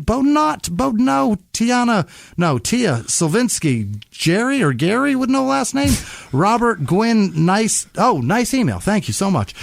Stephen Hawes, Craig Neal and Alan Hill, Thomas Smith, Marta McCammons. Oh, her husband Seth is turning 30. Happy birthday. Hey, Ashley happy birthday. Vio, Elizabeth Leatherland, Charles Hoegel, Carl Kirshner, James Martyr, Liz Vasquez, Peyton Meadows, Craig Ventura, Denise Simon, Vanessa Silva, Mariah Hardeman, Andrea Reynolds, Lexi Rowland, thank you for the coffee, Susanna Platt, and Bill McClellan. You guys, thank you for ruining my life, for making it so much better. Thank you, everybody. Thank you. Mm-hmm. Honestly, you guys, seriously, this is how you guys are keeping us going, and we thank you immensely for that. Thank you for everything you do for us. It can't be understated. I wish this could just be 2 hours of just saying thank you. Yeah, I do too. But really, thank you. Because people, they don't know a lot of times how live shows work. Like some people have, we've had people who are like, oh, I need to get a refund for, I need to pay bills and stuff. So they ask us for the refund. And I'm like, we don't get fucking money. We don't even have that money. We don't have that money. We didn't do a show. We don't get paid till a few weeks after we do the show. We don't have your money at all. They count it and then they send it to somebody and then they count it and take their cut and then they disperse it to us. Yeah, later on. And we're like, oh shit, we were there a month ago. That's how it works. And that's the best system. Right. So, but thank you guys for everything you do for us and for, just recognizing that we're trying very hard to keep you guys going through this. Thank you, because you guys keep us going is what we want to say. So thank you very much. What if they wanted to reach you and keep you going, Jimmy? How could they do it? You can find me at Whisman Sucks. WHISMAN Sucks on Instagram and Twitter. Oh, look at you. Yeah. Thank you guys. The words that you guys say fix me sometimes. And I talk to somebody professionally every 2 weeks about what's wrong with me. And in the interim, you guys fix whatever's left. Look at that. So thank you. Where can they find you? Not bad. You can find me at Jimmy P is Funny, or just copy and paste my name from the show description. Make it easier on yourself. You'll find me. I'm out there.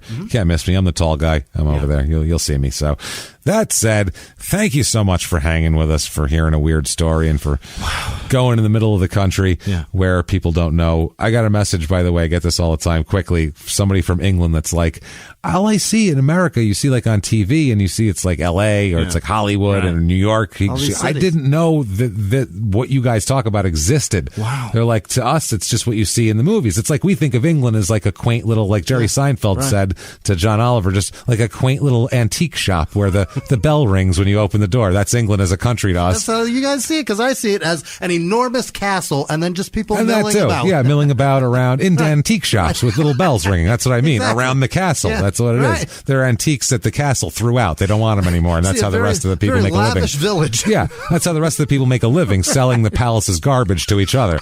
That's England's economy, from what I understand. I'm not an economic scholar. And I learned today also rotten peaches. And rotten peaches for $3 a pop, which is like $400 now. So anyway, that said, thank you so much for hanging out with us, guys. Thank you for everything you do for us. And until next week, everybody, it's been our pleasure. Bye.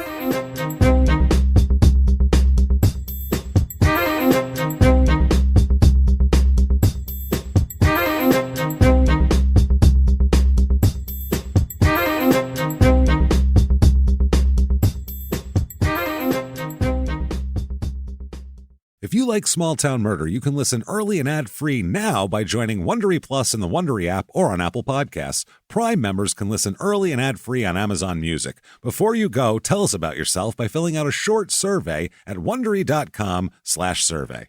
In the 1980s, a rosé swept the country. Hey, Mike, I really like this White Zinfandel. Well, good. Now put it down. We're going to try another one. White Zin became America's top-selling wine. But most don't know that this sweet drink has a sour history. What began in 1986 with counterfeit bottles, a big fraud, a multi-million-dollar fraud, sent investigators chasing one of the most powerful families in the business, the Licciardis. But the closer the feds got to them, the more dangerous things became. It's a story of deceit. At the time, I was paranoid. Threats. You touch my kids, I will kill you. And murder. With a .22 caliber bullet to the head. What started with a scheme to mislabel wine spilled into a blood-soaked battle for succession. Welcome to Bloodvines. You can binge listen to Bloodvines exclusively and ad-free on Wondery Plus. Join Wondery Plus in the Wondery app, Apple Podcasts, or Spotify.